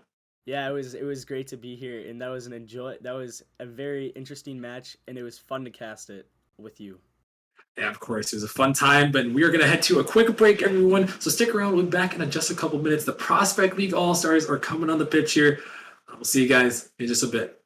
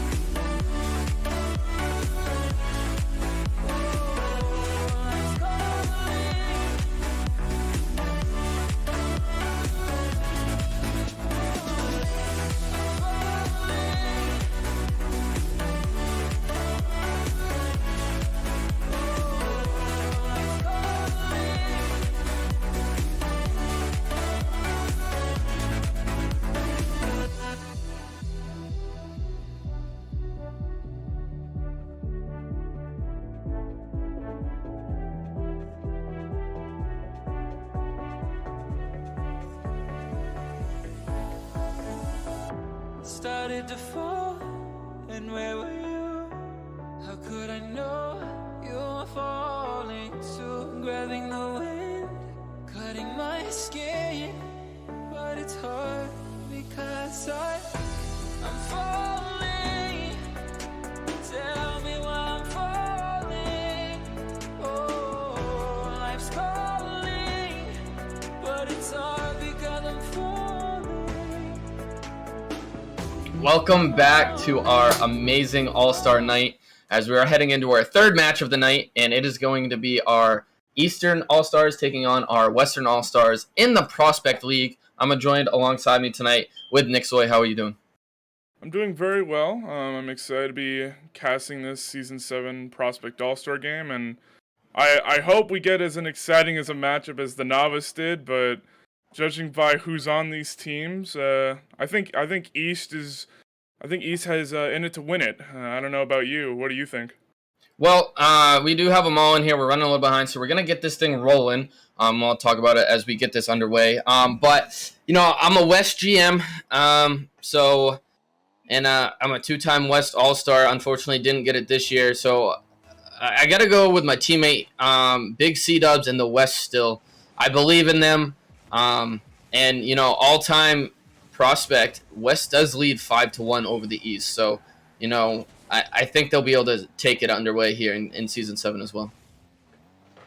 As much as I'd like to go with the history of it all, so West leading 5-1, I do think East has the advantage only because we got two Melon players who are the number one team now in Prospect League with a 10-2 record, overtaking the Bandits, and I think their chemistry is going to be what seals the deal. Yeah, that could be a huge factor here. When you have two teammates out of the three coming from the same roster, already having that chemistry, played all season together, it definitely can help. But, this is All-Stars. You never know what's going to happen with that third teammate and how the chemistry is going to be when you add all three of them in together. So it could go either way, but I still like my favorites here with the West. But for these All-Star teams, we do have on the West Puggles, Dr. Waffles, and Big C-Dubs as a starter, and C-Money is sitting in the reserve spot waiting to come in if they choose to have him come in for a game or two. And tell us a little bit about the West, as Slays is going to open it up for the East, actually, and give them the 1-0 lead. I expect nothing less from the East with Slays. Slays has been a very, I would say, self-centered player, putting up a ton of goals and assists during his time moving around, but a 1-0 lead, and I think we're right off to how we thought they would be. Yeah, and I definitely would say I would expect the East to come out a little fast here, but the West coming in right after, tying it back up as Dr. Waffles is going to put in that beautiful missed shot by Puggles that turned into a beautiful pass. It's kind of going off of what I said, Slays being a self-centered player. He makes an awkward aerial touch, which leads to Puggles being able to read him almost perfectly, and Dr. Waffle is able to read that pass on an empty net goal. Oh, and as I'm saying that, Puggles with another shot on net and ends up going in himself, giving the West the 2-1 lead. Yeah, and Puggles right there, perfect positioning, reading that Midnight was going to try to clear it that way. Midnight unable to get that good clear that he wanted, and, dimes up Puggles, and West is going to take that 2-0 lead. And as I was trying to ask you, tell me a little bit about this East All-Star lineup that we have here. So the East All-Star lineup, we got both Midnight and Alex RL from the Melons. Midnight being a 3-time All-Star, as well as a 2-time Player of the Week this season. Obviously, with the Melons' 10-2 record, they're bound to be dominant. Alex RL, since signing with the Melons have gone 8-0. So it's fair to say that he's been a big contribution to this number one team in Melons. Slays. So he was moving around a bit. He was on Vipers. Now he's on Origin, and Origin's gone 3-1 since signing Slays. So I think it's been working out so far. Also a previous 2-time All-Star and 2-time champion, and what a close shot there. And then finally, as a reserve, we got Critter from Hypernova, who was a previous 2-time All-Star and another 2-time champion. Yeah, and that's, the accolades there from the East is pretty big. They got a lot of, power hitting players on that team. So, it's always fun and exciting to see the best of the best in each of the leagues show up and show out and put on a show for us on this special night that we have. But it's 2 minutes left. West is still up 2-1. Big C-Dubs taking this ball in the back, trying to take it a little slow, going for the airplay, but misses the second attempt, but leaves it for Puggles. Puggles unable to get that one on target, and Alex is now going to come out and look for a dribble of his own. Sends it across to his teammate Slays, but Slays rocking the battle bus, and it doesn't look like he was quite able to make that read, as that car can sometimes, I've heard, get in the way of your view sometimes if you're not quite used to it. Yeah, I don't think the battle bus is too bad of a choice. It kind of reminds me of the Scarab, just a small, compact vehicle with a lot of punch. But obviously it's worked in his favor, as he has the lone goal so far for the East. Yeah, he does, and he's looking to make it a pass out here. He gets the bump, Alex there, but gets 50 by Big C-Dubs. Leaving it for Midnight, but no, Midnight's going to miss. Pushing Slays to have to push up. Puggles puts it on net, just wide. Alex in net, can't quite get high enough. I don't think he had quite enough boost to make that save. No, I'd have to agree with you. Alex definitely went a little too far into the net to be able to just save it right on the goal line, almost a pixel save. And the East, I think, is being taken down by some misplays, some very wide passes. But Puggles and Dr. Waffles specifically just taking full advantage. And another shot blocked by Alex wide open. Yeah, and the West is looking really good. They have a lot of pressure. Great defensive stands, as although almost 50 by Slays there. That battle bus, almost 15 and powering that one through, but great defensive stand there again by the West, as there's now 42 seconds left to go in game one. East still down by 2. If they want something to happen and come back, they're going to need a goal now, and Alex is going to hit crossbar, and it's going to bounce down, and now Dr. Waffles clears this one out, but not far enough. Pass from Midnight to Alex. Alex unable to get the double tap himself, and now we're down to 20 seconds left. Slays looking for the pass, but cleared out by Dr. Waffles. And if you're the East, you definitely need to get a goal now, as time is ticking. Midnight, low boost, trying to make something happen in the field. Taken over by Slays. Slays goes for the 50. Doesn't quite work. Gets put back out towards midfield, and Big C-Dubs is going to hit this one off the wall, and that is going to do it here in game one, as once this ball hits the ground, it will be over.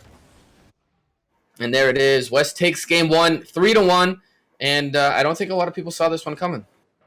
No, I don't think a lot of people saw this coming, including myself. But from my experience playing in the Prospect League for most of the season, I will have to say that Dr. Waffles and Puggles are two of the toughest players I've had to play against. Specifically Dr. Waffles, and it's no surprise he's leading the scoreboard for the West in game one. But I do expect East to come back. I think their main issue was just trying to make plays with each other.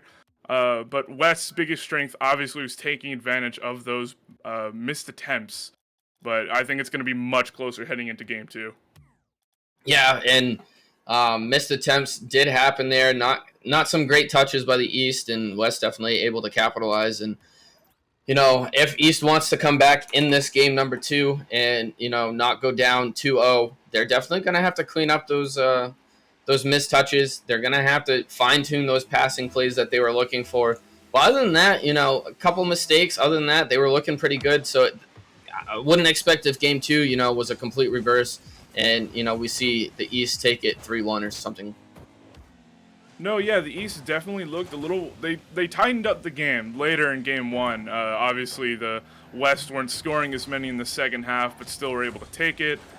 We had that shot by Alex that hit off the crossbar, which pretty much determined the outcome of that game. But I still think we're going to see a completely different game two, much closer, and we're gonna get some cleaner gameplay. Yeah, as Midnight there looking for the slow dribble attempt, choosing not to go for the passing play, as he did have a teammate on the opposite side. Big C-Dubs able to get it done, as Dr. Waffles looking for the double, hits it off the crossbar, unable to hit it in, but Puggles gonna keep it in, sends it middle. Slays is gonna take control and dribble this one out, but straight out to Big C-Dubs in the middle, and Puggles and Big C-Dubs both up. Big C puts it on target, and they get this save there. as now Midnight's on the attacking end, but all 3 Western defenders get back in time. Big C-Dubs out to Dr. Waffles, who puts this one on target, but gets deflected by Alex and just wide, as that was a great save there by Alex, as I think that one might have been going in. Nick Soy.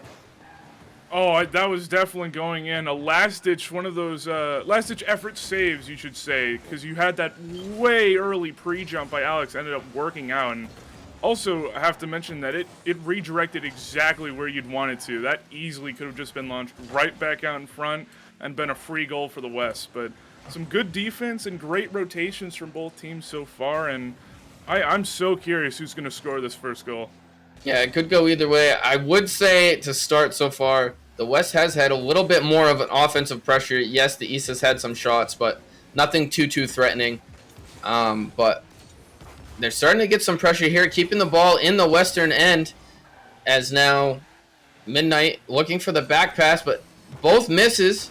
Slay's going to send this one middle, but Dr. Waffles again there for the clear. Big demo by Slays as Alex is off the sidewall.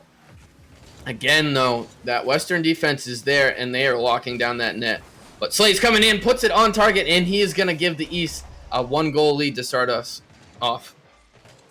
Yeah, I think West's issue here was they were a little passive-aggressive on defense, and we'd seen some good defense and some good clears, not giving the East many chances, but as soon as East was given that pop-up, Midnight pops it up for them, and Slays once again getting that goal for the East, and probably signifying why you should use the Battle Buster Scarab more often. Yeah, and he's definitely had some success, as he has both the goals scored by the East here. So, you know, if it works for you, it works for you. I know I can't use the Battle Bus or Scarab or anything like that. So, but as the East still looking and threatening here, having some great shot attempts, as Puggles is going to dribble this one out. Midnight looking for the demo. Harasses him just enough. Dr. Waffles trying to put this one on, but again, Midnight is there for the save and the recovery. Midnight's got his own dribble attempt coming back across, and he gets the top shot off the angle and puts it up and giving the East a 2-0 lead now. Midnight just showing us why he's on the best team in Prospect. He kind of took control of that play all by himself, making a fantastic pre-jump save, taking it all the way down the left side and just squeaking it in to give the East a 2-0 lead, and now they're going to be looking to lock that down for the rest of this game. Yeah, it's Dr. Waffles to Puggle off of the fake kickoff attempt, almost working for them there, trying to switch something up and catch the East off their heels, as they need to make something happen, as they are down 2-0, but there's still a minute 40 left. Now Midnight gets the 50, low boost, trying to make something happen off the wall. Not quite able to, but Slays is going to keep this one in and send it to the corner. Gets a double tap read, but not a great pass off the double tap. But back out to Midnight off of the clear. West in trouble, but they get the save out. Puggles with a huge dunk. There's no one back in net if they can somehow throw this one on target. And no, Dr. Waffles is going to miss that one. Alex sending this one out to the sidewall. Gets it clear over one. There again for the follow-up. Puts this one on target. Dr. Waffles with the slight touch out, but still dangerous for the West, as Puggles gets the 50 clear. Down the field, Big C-Dubs looking to force this one in, and he's going to do it, and he's going to give the deficit cut to only 1 now with 54 to go. Yeah, we have C-Dubs finally making some noise, and a very important goal. Unlike the East last game, who couldn't quite find that goal to make it closer, the West scoring it in between a couple defenders from the East, but a goal is a goal. You'll take it either way, and now we got 45 seconds left to go in this game, and it's a 1-goal game. And West gonna have to get one soon. Not too dangerous. They can go to overtime, but you know, the way that East has been playing this game, they would definitely try to get one sooner than later. But no, Slays is gonna put in another goal, and he's gonna take that 2-goal deficit right back. Yeah, well, I think it kind of goes back to what I was saying at the beginning of this game, how the West sort of was playing more passive-aggressively than they usually were. And it happened again where they kind of let it go a little soft on defense, and a fantastic flick by Alex for the assist, and just able to finish it off with Slays, and now this game is looking like it's all the East. Yeah, as 20 seconds remain. Slay's trying to waste some time, but he does kind of throw that up in the middle in front of his net. Alex with the big 50 here. No boost left, and Big C-Dubs is going to take this one off to the side. But Alex does get the touch back over to Slays, who's looking for his hat trick and not quite able to do it. And now, as time is ticking down, East is going to tie the series up and head into Game 3 with a 1-1 series. No, yeah, this series just got so much more interesting. I did like seeing C-Dubs from the West sticking up a little bit, as he was sort of invisible in Game 1, but now being very prominent in Game 2. I loved also seeing the East finally making those plays happen, getting those goals that they were missing so closely in Game 1. And Game 3, I think, is in favor of the East, but West can still bring it back. Yeah, and, with that being all tied up, East winning game number 2, I would say they probably have a little bit of momentum, but from what we've seen from Game 1 and Game 2, either one of these teams has the ability to really pop off and put up a couple goal differential here and take the win. So I'm definitely excited to see how this Game 3 is going to go in the favor of who, as that's really the big turning point in a Game 5 series. Whoever takes Game 3 generally ends up winning the series, so it's always interesting to see.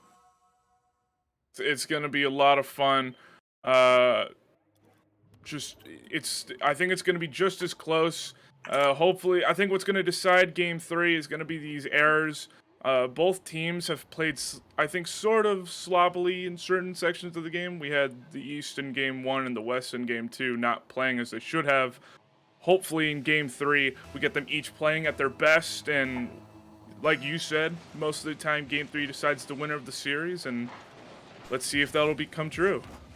As West looking to start off early with a big clear down by Puggles, but great defensive stint by the East, and no one back for the West, as the East is going to take the early lead, and that's not what you want to see if you're a West fan here.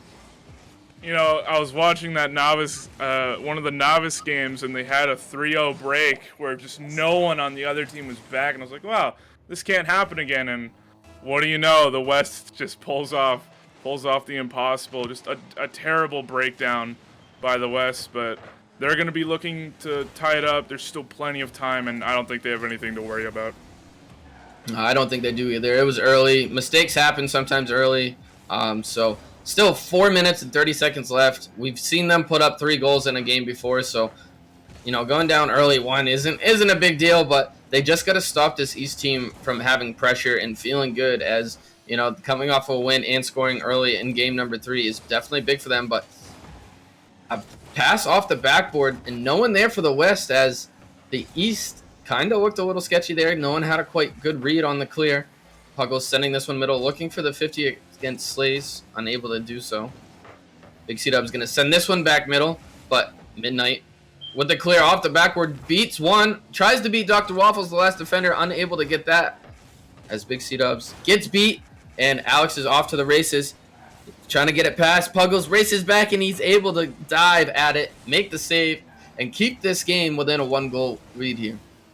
No, I'm loving the rotations right now, especially from Puggles and C-Dubs on defense. They've definitely cleaned it up since that mistake and earlier in the game. But I do like, also, while I say that, like the defense of Midnight and Slays right now, keeping this a 1-goal lead for the East. And as I say that, it's 2-0 Midnight with a great shot. Or no, sorry, Alex with a great shot. And it's 2-0 with 3:22 left to go in this game. Yeah, and that's tough there. You had 2 West defenders in net. Puggles, pushes out on it like he should, knowing he has Dr. Waffles behind him. And Alex just getting it high enough and quick enough where both of them weren't able to react, as Slays gets the touch off the backboard, looking for a teammate, Alex, who's unable to get the touch, as he just needed a touch to put that one on target. Probably would have gone in, as there was no defender close to that. But West has to try to regain here. There's still plenty of time left, but you'd rather see them get one sooner than later and start building some momentum back. As now Puggles pre-jumps this one, tries to get the pass middle. But again, no one there from the West. They've had quite a bit of passing opportunities, but, no one quite there to finish it off for them. I think the West has to take a second to just reevaluate where they are in this game. You're down 2 goals with roughly 2:30 left to go in this game. They know they can beat them because they beat them in game 1, 3-1. So I think they got to reevaluate. They got to get a better mindset. And I think the East is just in their heads right now. Clearly their passes aren't connecting, but once that starts connecting, I think we're going to see a different West team, and hopefully they'll score a goal within the next minute or so. And maybe raise here is the way to start, as a mistouch out in front of the West goal, and they had a good counter opportunity, but unable to counter there. Was the pass up to Big C was just too far in front of him. Big C's going to get a big 50, send it back down into the East defensive half as he's looking for a pass across middle, but Alex off the backboard with a big clear. Dr. Waffles keeping it in, getting the pass middle in the bump. Puggles trying to put this one on target and accidentally hits it to the corner, which is not what he wanted. Big C-Dubs put it in work, trying to make something happen, fighting here against Midnight. And we're seeing a lot of, diving in at the ball from the West, and they're just not making contact. And it's definitely hurting them here on the offensive end. No, yeah, I've seen a couple more pass attempts that have been connecting, but the ones taking the shots are sending them wide or not taking their time with the shots and are just sending it wherever they can. And, if you're a higher up Rocket League ranked player, you would know that it's usually better to try and take your time, just even if it's just a split second decision. But hitting the ball just as hard as you can, where you can, is just never the right move. Yeah, and as you get, like you said, as you get higher in skill and rank, a good shot is any shot that makes them make a save, in my opinion. So I think that's what they got to do. They just got to focus putting it on target, making them make saves, and just rotating around that and trying to keep that pressure there. As we're down to 40 seconds remaining in this game 3. East is still up 2-0, and West in dire need of a goal here to try to limit what they need to do as the time starts ticking down even further. Midnight sends this one down to the corner, looking for Slays. Slays sends it off the corner. Alex is there for the follow-up, though, but unable to get that one on target. West trying to come out and make their final push here as Big C-Dubs going to dribble it down.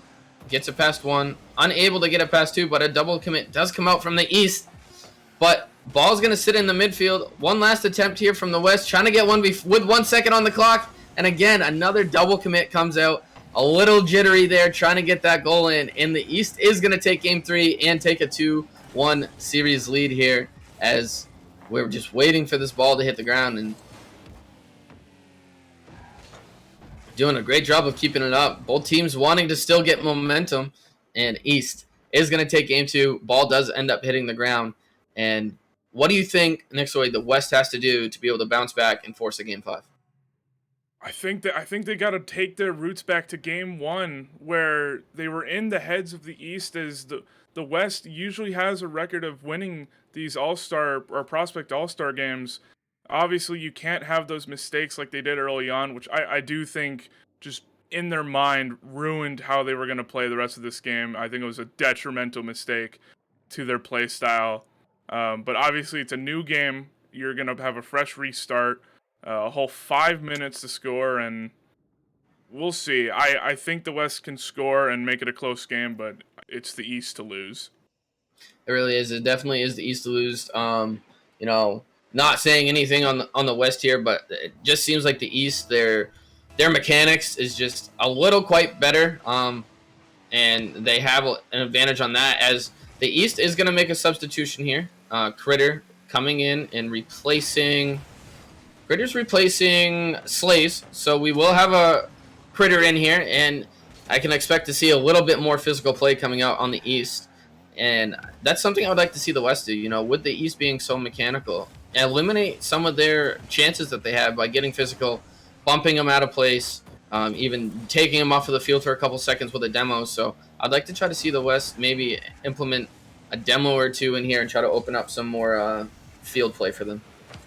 I'm curious to see how the West is going to react to this substitution by the East, as Slays is a very chasing player. He'll chase after most balls and be very aggressive. So I'm wondering if the West will have a little bit, or will be a little bit more opened up due to a player not being, right up against them, right against their backs the entire game. But yeah, since Critter is now in, I do expect a little more aggressiveness as well from him, but Slay's missing might be a bit detrimental to East's gameplay. Yeah, it can, as Slays is a very fast go after ball type of player, so that could be a big factor here, and open up a little bit of time and space for the West to be able to get stuff going for them, as Big C-Dubs tries to send that one downfield towards Puggles, but not quite there, but Puggles making a great attempt at that. Dr. Waffles keeping it in the defensive end. He's going to send this on target, but no, it goes just wide past the back post. Midnight with the dribble attempt. Gets it past one, looking for Critter downfield. Unable to connect. Alex sends this one on, gets the dunk, and he's going to score it and give the East yet again the first goal of this game. Yeah, I don't really think you can blame this goal on anyone. Just a super unfortunate bounce off of C-Dubs for Alex to take. And, you know, if you're the East, you're going to take that. You know, any shot that you can get on net you want, regardless if it goes in or not. But, and C-Dubs being in the right place to stop the first shot, just a very unfortunate bounce in the East as a 1-0 lead. Yeah, it really was. And, you know, Alex hit that so hard right into the front of Big C-Dubs. I don't even think he had time to react. So, you know, there's not much he can do. He was there, but just a hard shot and a great read off of Alex to get the dunk after that touch. So, but West trying to regain here. Big clear out, but no, Alex is sitting back. We get the demo from Puggles, trying to open up the field a little bit. Trying to send it in the mid to Dr. Waffles, who just misses his touch. Midnight looking for the dribble play. Sends it straight up. Dr. Waffles able to 50 and get the good 50 out towards the East defensive end. Puggles looking for the double, clears up some space. Big C-Dubs trying to put this across. Dr. Waffles is there. Sneaks it low, but Alex diving down, pinching the ball, and sending it out. What a great save there by Alex, showing his skill set that he has. No, Alex is carrying the East on his back right now. He wants to close out this series, and he wants the East to finally get another all-star win in Prospect League. Just a fantastic save. I am seeing some good pressure by the West in this last minute or so. So we're seeing the desperation as, you know, they know they can beat them, like we've said. And I think they're starting to realize that that one goal that the East got, it was just nothing they could have done. Move on and then score that goal to tie this game up.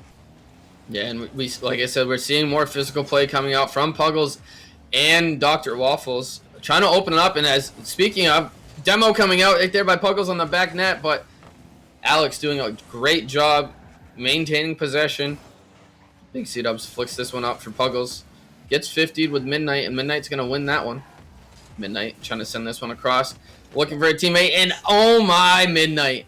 He's doing everything he can to give them that 2-0 lead, and he does a beautiful job there.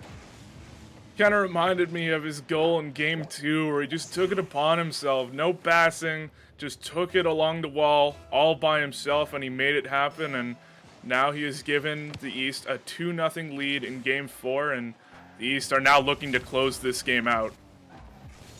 And they are. There's a minute left. The West does have some work to do. Still plenty of time, though, as Big C-Dub is going to send this towards the back wall. Critter not with the greatest clear. Kind of in a dangerous spot, as the West is going to put it on target with a great pass out from Puggles, and they are going to put themselves within one goal with still plenty of time left. Exactly. This is exactly what we've wanted to see from the West. Just a great awareness by Puggles, I would say, to hit it off the backboard. A fantastic pass. Those are some of my favorite. And good read by Dr. Waffles. I expected nothing less from him to hit such a great pass. And it is now a 2-1 game. A close shot off the crossbar from Alex. Well, just Alex, real standout this game. Yeah, Alex is definitely standing out in this game as, Puggles trying to get boost and then power sliding the ball, unable to do both. Great attack here by the East again as Midnight gets 50 by Dr. Waffles, staying strong on the defensive end, trying to give his team a chance to fight for this and send it to Game 5. 30 seconds remaining here. Big C-Dubs, good 50. Cleared out by Critter. Dr. Waffles able to keep it in. Over to Puggles. Puggles gets the 50. Critter with the awkward touch. Sends it downfield, but Alex is there. Alex unable to get the double. Critter puts this one on target, and that is probably going to do it here as the East, 10 seconds remaining, go up 3-1. And the sub for the East gets it done. That might be the nail in the coffin for the East. A great pass by Alex, just taking upon himself to win this game. And Critter stepping up as that sub. You know, you want to make yourself known, want to be prominent out there. And I think that's going to be it for the West. Yeah, and as time's ticking down here, that will do it for the West. The East is going to win their second Prospect All-Star of all time, giving the West now only a 5-2 advantage in All-Star matches here. And, you know, great showing out from this East All-Star team as, you know, other than game one, they looked really, really good. No, I think one of their biggest struggles in game one was the chemistry between them. Slays is a very, like I've said, I'm going to repeat myself a little bit, self-centered player, but you got the two Melons players and they know each other, and it's a little conflicting when you got two with chemistry and one who kind of takes it upon himself. But they put themselves together, and you could really see their connection games 2 through 4. Yeah, and that you can, and you know, it worked for him.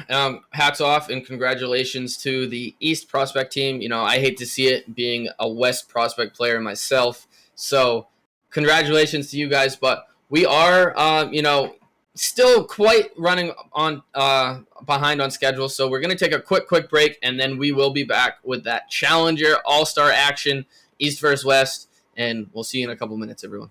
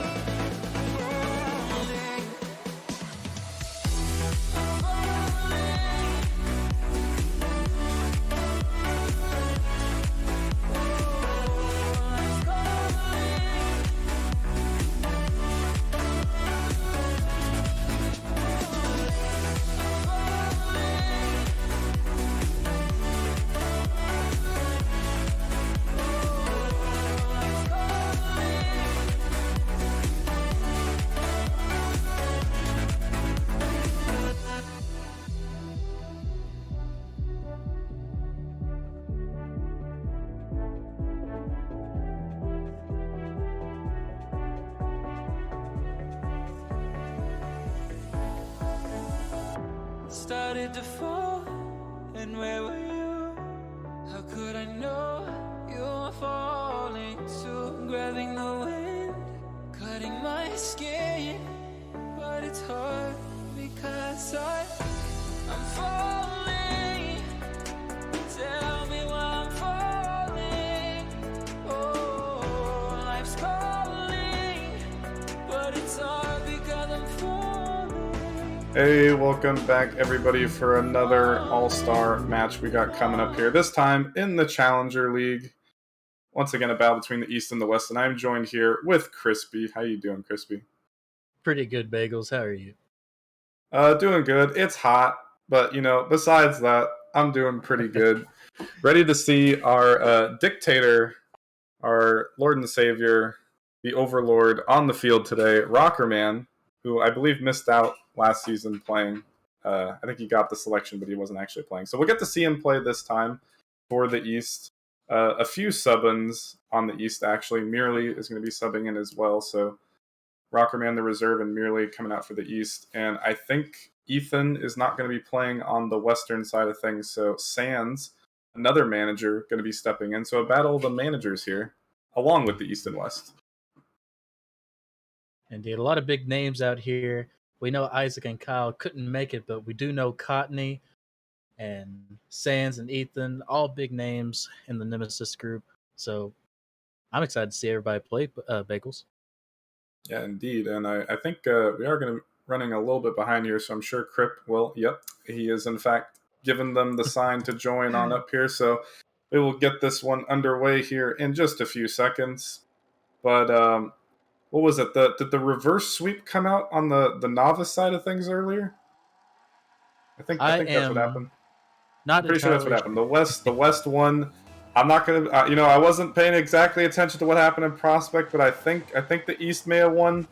So I believe we're at 2-1 in favor of the East at the moment. So we'll have to see if the West can tie it back up here on the night. Started off, we got some pressure coming out on the Eastern side of things. The double commit coming out though from Sands and Crate. Cottony up, looking for Merely, but not able to quite find the connection there. Sands going to get big clear out, looking to follow it as well, but Merely off to his own side. Kratos again with a whiff, and Megalodon going to have to race back, but realizing he has a little bit of time, but not too much time, as Rockerman's going to put a shot on, but just off target. Cottony for the follow-up, and he will put that in on the left side. It seems like West's team here, a little bit awkward positioning. Sands wins a challenge, but Cottony just had that angle that Sands couldn't meet. So, yeah, good pressure by the East team. Indeed, as Megalodon, he had the right idea. He realized he had some space there, but took a little too long to utilize it and getting demoed off the ball, and that's what led to that pressure coming out. But again, starting off the kickoff here, East under control for the time being. It's Rockerman back in that all too familiar F-150. We'll put it out, but Kratos off the side, and again looking to follow up, but Smegalon last back once again. And a huge 50, this one actually on target. Merely he is there. Almost taking a little bit too much time for himself on that one. Rockerman gonna fake this out, but perhaps not the right move, as he is last back. He is all by his lonesome, flipping off the side post as well, as this one's pinging off all kinds of players. Sands off the back wall. Where's the follow-up? Kratos there. But gonna get 50'd out, and I think, as per usual, Crispy, I don't know if you've seen Rockerman play, but when he's on the field, there's no shortage of chaos. Indeed, there's not. It all comes back to the Ford F-150. That thing made him peak so good. And if you see him out there on the field with it on, just know he's taking the game very serious. I think he's always taking the game serious. Perhaps not in the GM showdown, but who's to say? There may have been some try-hard comms, but I don't know. But actually, Merely and Rockerman, both teammates on Ascension, and they're both at the top of their division essentially as well. I think the only person they're behind is the Hellcats. But I'm not quite... you know what? Trying to make an analogy, but the information isn't quite there. But that being said, Rockerman on the dribble is just going to shut me up. Not the cleanest of dribbles. It was kind of like a hop, skip, and a jump, but, it was enough. Yeah, Megalodon just didn't know what to do there. It was the F-150. It just had to be. So imposing. I mean, it'd be even more imposing if you had the double wide wheels back there, full crew cab, but just a standard old F-150 single cab. But it was enough to inspire some fear in the brain of Smegalodon back there. But either way, 2 goals that probably didn't deserve to go in for the East, but they do find themselves up 2-0 here. And I mean, is it just the mistakes here so far, Crispy, or are you seeing something in these first 3 minutes? I've just seen quite a bit of positioning issues. Rockerman and somebody else on the east side getting some demos. I feel like both teams could be a little bit more aggressive, and I just think that West may still have a chance here, even though there's still a minute left.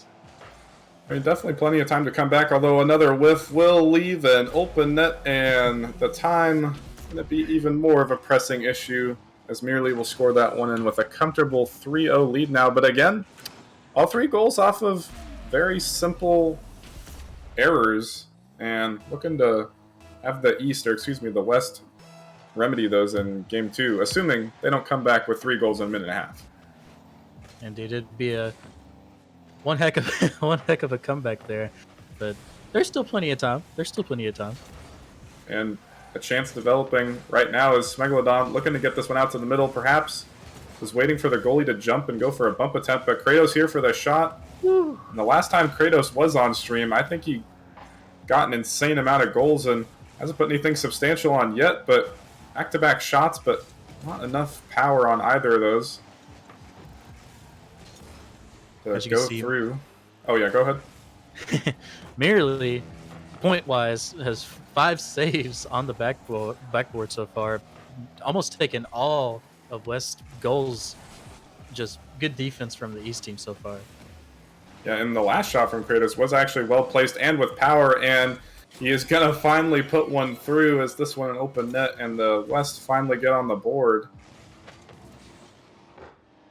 Yeah, as you can see, Kratos did beat one of the East members up there. Got some calculated goal explosion from the sideswipe event going on, but yeah, just good positioning overall. I almost refuse to download that game because I don't play any mobile games, but I just might have to play it just to get that goal explosion because that is one of my favorite quick chats to use. So it would be nice to pair it with the goal explosion there. As Merely with an air dribble bump, almost able to slip past 2. Although now all 3 players for the East out. As Kratos, he's just got to get this one in the middle, but they've quickly rotated back. But Smegalodon with an opportunity, but too far off on the left side. Still gets a bump and a demo. As Rockerman able to get a last-second save, but still dangerous. Sands, he's here. Perhaps was looking for the pass to the middle, but a missed touch, and that will not get the job done. As the East will secure game number 1 here. As didn't really get a chance to mention it, but Kratos, he got like 4 shots in a span of like 25, 30 seconds. And that was just him finally starting to heat up. So if he can kind of carry the team going into game number 2 and provide even more offense, I'm liking the West's chances a little bit more. But the East just got 3 kind of easy goals. Indeed, as you can see, 6 shots on net total for East, 8 saves total.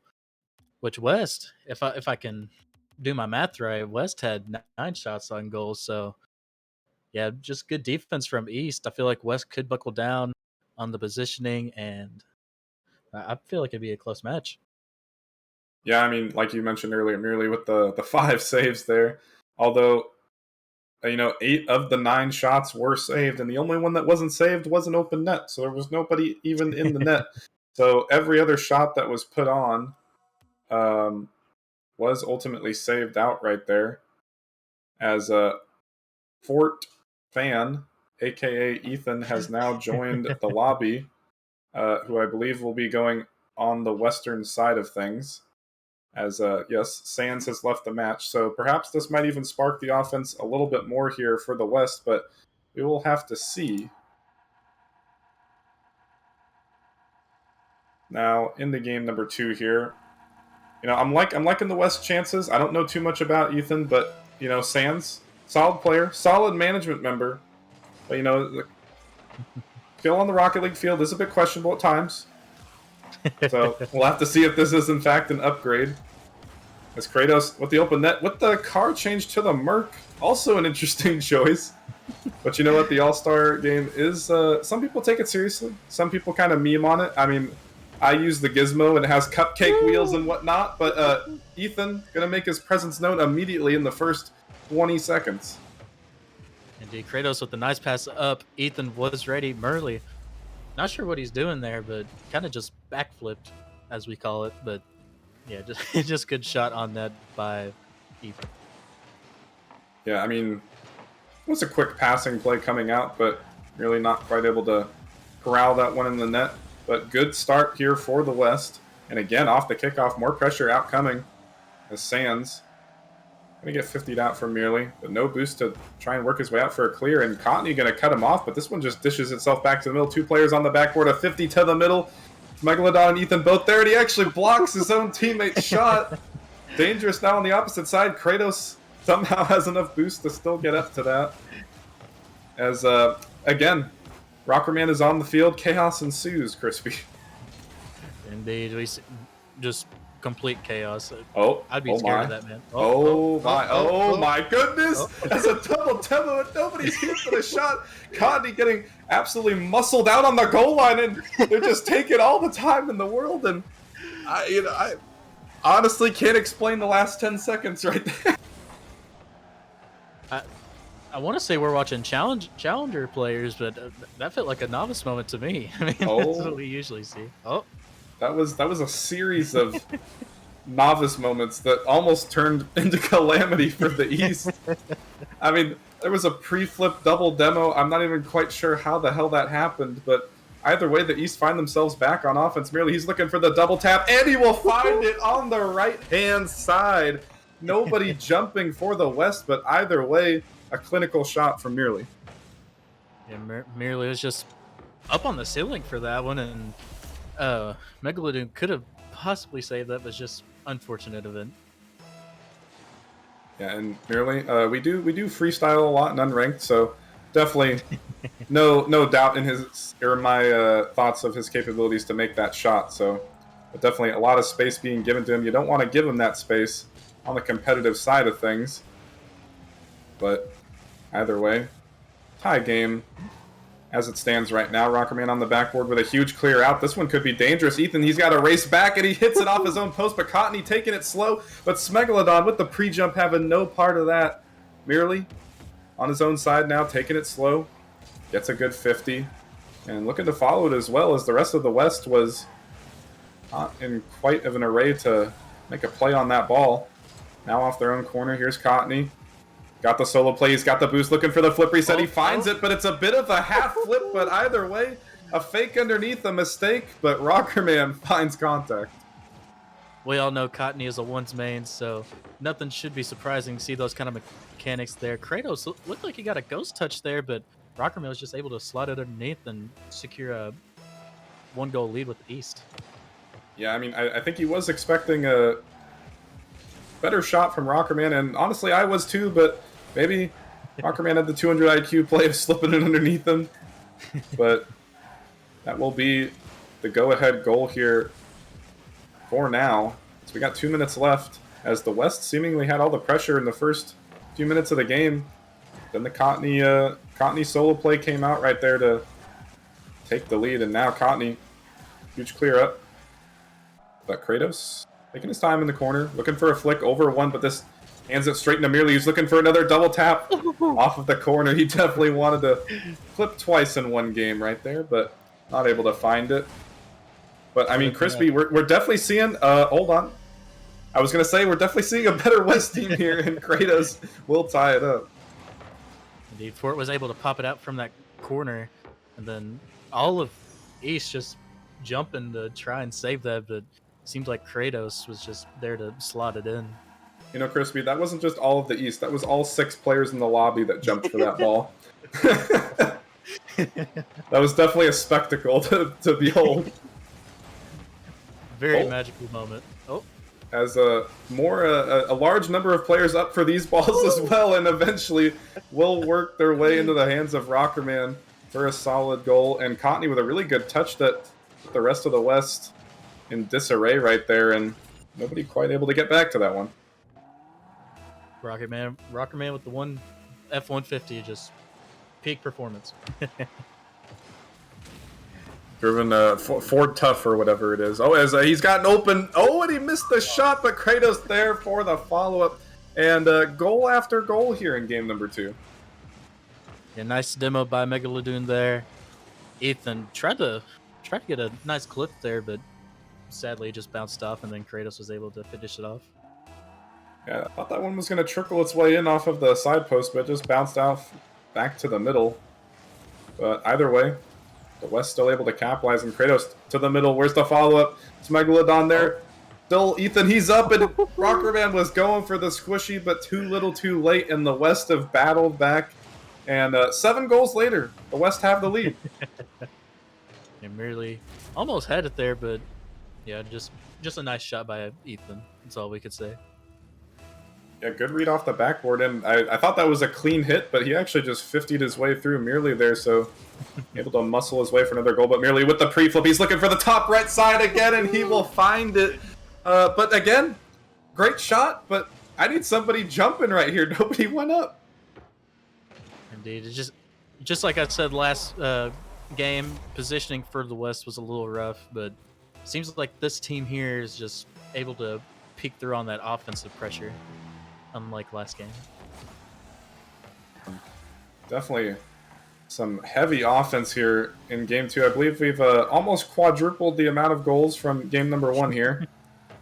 As we now are sitting at 8, and I think Cottney ended up balling out Rockerman on that play. I think he had an open net, but kind of hard to tell. As in the final minute here, West looking to get one more for the go-ahead. As here's Ethan looking for the backboard, but the first hit 2 offline. 3 players jump up. This is going to be an open net for Kratos essentially, but he cannot find the read. And I mean, what were they thinking, Crispy? I have no clue, Bagels. Sometimes it looks like Challenger, sometimes it looks like Novice. I couldn't really explain it to you. As a mistouch comes out, but Megalodon able to get back to it. Kratos, final 10 seconds over to the side, as Ethan going to cut in front of Megalodon. He doesn't have a lot of boost. 0 seconds on the clock, and it will drop. And we have overtime in a wild game number 2 here. Indeed, this second game has tremendously just gotten better from the first one. I think it was Sands. No, it wasn't Sands. As an open net coming out. This time a double commit on the side of the West, and an unfortunate bounce off of the side. Fort and Megalodon not able to find the read there, and merely just had to read the backboard. But with the other 2 shots he hit earlier, definitely had the confidence to bury that one in for the game winner right there. As now, the West, they did their darndest there, but the West now down 0-2 in the series. And like I said before, with the last match, you could see one team had more shots on goal, and then the other team had more saves. Both teams almost had a balance of shots, but West had that defense, but fell under the pressure there towards the end. Yeah, you know how you were saying Merely had all the saves for the East? Well, he had all the saves, but he only had 1 save. There was only 1 save on the East side of things. They had 8 saves in game number 1. They decided that defense was not the play here in game number 2. And even though they played no defense, it did work out for him, Crispy. It wasn't pretty. There was a triple commit that had us questioning ourselves there, but, you know, they find a way to win. And if we could make a funny moments montage with all the clips from the second game, we could have a pretty good video there. Me too. There was definitely some suspect decisions and rotations. Just an interesting game number 2 there, but we'll have to see what game number 3 has in store for us. As Ethan now in the Scarab, Kratos from the Merc into the Batmobile. The East not deciding to mess around. I believe they're all in the same cars here as they are. as Smegalodon and Rockerman just sharing a moment there. Double commit coming out as Smegalodon looking to just keep this one into the blue half for now. And now, I mean, really not that many double commits for the first game or most of game number 2, but now the West are starting to play a little bit panicked. Maybe they feel the 0-2 coming at them, but either way, Ethan was looking for the double tap, but merely shutting that opportunity down. But still, yeah, the first 30 seconds here belonging to the West. Go ahead, Crispy. Whew. Caught me with a nice save there. Just seems like both teams are playing a little too safe, not being too aggressive so far, from what I see. Yeah, I mean, maybe, I don't know, the East, they're kind of in disarray. They don't quite know what they're doing as the shot off the sidewall, almost going, and Kratos, he's going to put it in on the right side. And I mean, I don't know, Crispy, I might have to disagree with you. It looks like the West, they aren't playing safe at all. They're going balls to the wall. Indeed. I completely disregard what I say. I'm just a novice. I don't know what I'm talking about. But yeah, just a fortunate goal for West there. Yeah, I mean, I think, not quite sure who put that onto the back roll. I think they definitely wanted the double tap, but ended up working out, even though his teammate took the opportunity away from him, as he almost actually ended up scoring that one straight off the post. As a double bump, gonna disrupt a shot there, as merely pre-flipping. I don't even know how many times in a row, and it just works out, Crispy. He was flailing around, and he flipped 3 times in a row, but you know what? It just works. That's what we call monkeying around, and it worked out just as planned, and then Rockerman was there to secure the goal. Perhaps the Ascension synergy coming out, or perhaps the West just, again, not going for the ball on defense sometimes. Not quite sure, but we are at 1-1 apiece. Megalodon getting this one back onto the eastern side of things. Cottony looking to take control, but a slight mistouch as almost another triple commit on the east. Able to get it out. Cottony, he's looking for another solo play. He has to flip, but again, the same thing happened. He just like is falling towards the ground as soon as he gets his flip. If he's able to maintain that a little bit longer, could have seen 2 clips by now. Exactly. As we could see from the second game, he had a nice solo play going, and then Rockerman was able to slide it in. So, yeah, we could see a lot of mechanical plays here from Cottony and Rockerman, or even Merely, as we know Merely freestyles. Let's calm down about the Rockerman sort of thing. As Merely and Rockerman actually almost combining for a pinch to go in. I mean, that might be the only clip that Rockerman might be involved in this series, as he's not known for his mechanics, but merely up to Cottony. He's looking for the backward. He just might have the read, and he does, but it's just off of the ceiling, and actually merely ended up getting the shot for that. I'm not quite sure if that disrupted Cottony's read. It definitely looked like Cottony had the double there, just a little off target. But yeah, I mean, you mentioned the potential for clips, and even Ethan with the Scarab almost getting a double tap, but now clips are not. The West will find another answer. Indeed. It just seemed like an unfortunate event. Rockerman going for that, but Cottony, forget what I said. Cottony just completely missing the ball there. Just unfortunate for East. Slip it a little bit behind him, but perhaps should have taken a little bit more time. Not too overzealous there, but Cottony on the sidewall, a danger as always, but not able to put anything substantial on that play. Right there, Rockerman to the middle. Solid clear, but into the hands of Crate. He's looking to follow it. As now, Ethan may have overcommitted, but Smegalodon last back, and I just am now realizing that I don't even know what car this is, but everybody on the western side of things making a car change. Indeed, I think they're just having fun with it. Obviously, they most likely want to win, but I think they're just trying to have fun with it. At the end of the day, that's what it's all about. I don't want to sound like a Little League coach, but, it's about fun out there. I mean, granted, some of my Little League coaches, they took it a little bit more seriously. I'm not going to say physical violence ensued, but, there were some things that were going a bit awry at times. But you know what? For the All-Star game, it's about fun. There's no prizing. There's no nothing. So, car changes, I'm all about it. I will be in the Gizmo Chungus later on tonight, but merely has things to say about the reverse sweep hopes, and he ties it up. Indeed. As we know before, West didn't have a very good record, so I feel like this challenger team can possibly make the record go up a little bit more. Yeah, well, it is at least as far as my second monitor is concerned on the stream, it is tied at 3-3 apiece.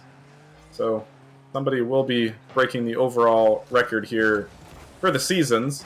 But if the East do win this, they will be up 3-1 on the night, if I'm doing my math correctly, or if my memory is serving me correctly, which either of the two are in question at all times in my life.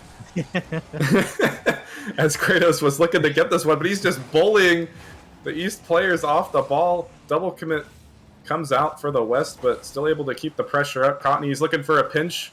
Not quite what he was looking for, but still able to find a big clear out. Megalodon going to send it all the way back.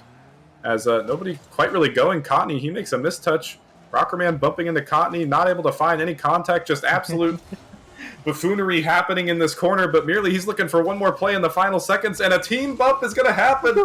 A triple commit comes out, and they are so lucky. Nobody was there but Rockerman. He's going to put a shot on, but quickly saved away. Still dangerous, as merely thankful. The West is going to be thankful that merely did not have enough boost to get to that opportunity, and we have our second overtime in a row here, Crispy. Indeed, we're seeing a lot of overtimes here. Could have been like the last game where Smegalodon was able to just slide it in a few seconds into it, but yeah, we just got to see both teams buckle down on the offensive pressure. Maybe even a little bit better position. Oh! Okay, excuse me. What I said, that Rockerman will not be involved in any clips on the night, or he gets another backboard read. But again, that's a solid play right there. But again, nobody's jumping. Nobody's jumping on the Western side of things, but either way, a clean sweep for the East there. And I mean, really, up until the last moment there, that was a standout play from Rockerman, but Cottney and Merely putting up some big numbers here in the series. Indeed, as we can see, merely 6 shots on net and 2 assists, being the MVP for this match. West had very little numbers this game, Bagels, from compared to the last game and second game. Yeah, I mean, that was just a weird game 3 overall. Didn't quite have as much chaos as game number 2, but still was strange to say the least. But, you know, perhaps the strangeness favored the bold in the East there. And, you know, they did come out on top, and merely finding the team synergy there on Ascension to finish off the All-Star game right there. And so that will put the East ahead 3-1 on the night and 4-3 on the season total overall. And I believe we were running behind, but that sweep puts us a little bit ahead of schedule now. So I don't have to rush things here in any form. But I don't know, what'd you think of that series there, Crispy? Not much I could really say. I'm not sure what to. Just a good series overall. I was thinking West was going to take game 1, but yeah, just East complete blowout. That's all I can say. I mean, it seemed like a dominating series, but the West only lost each game by 1 goal. So despite the mistakes of the West, despite their inability to send somebody on defense to kind of cut off those clips or those solo plays, they were in the game. They were in the series very much so. But the East, just the more consistent, despite that series of triple commits and series of, I don't even know. I might have to go back and watch that. Definitely had me smiling or laughing a few times for the East. But you know what? It's not about how you get it done. It's just if you do get it done. And the East, they did find a way to get a clean sweep there. And they, you know what? I'm not going to say they looked good doing it, but it was definitely entertaining to watch. Which is all that matters when streaming these All-Star leagues or matches, and just getting that content out there is all it is. You gotta have fun somewhere. Indeed. That is going to be it for the fun between the two of us here, Crispy. We are going to be heading off to the Rival League coming up next, and we'll have to see if the West can try and make a comeback on the night. Otherwise, it's just going to be up to me and Bubbly to try and pull off the upset of the century in the Titan League All-Star game. Here's hoping the new controller helps me out a little bit, but for now, that is going to be doing it for us here. That was the Challenger League All-Star. The East coming out with the clean 3-0 sweep, and we will catch you guys in a few short minutes for the Rival League All Stars.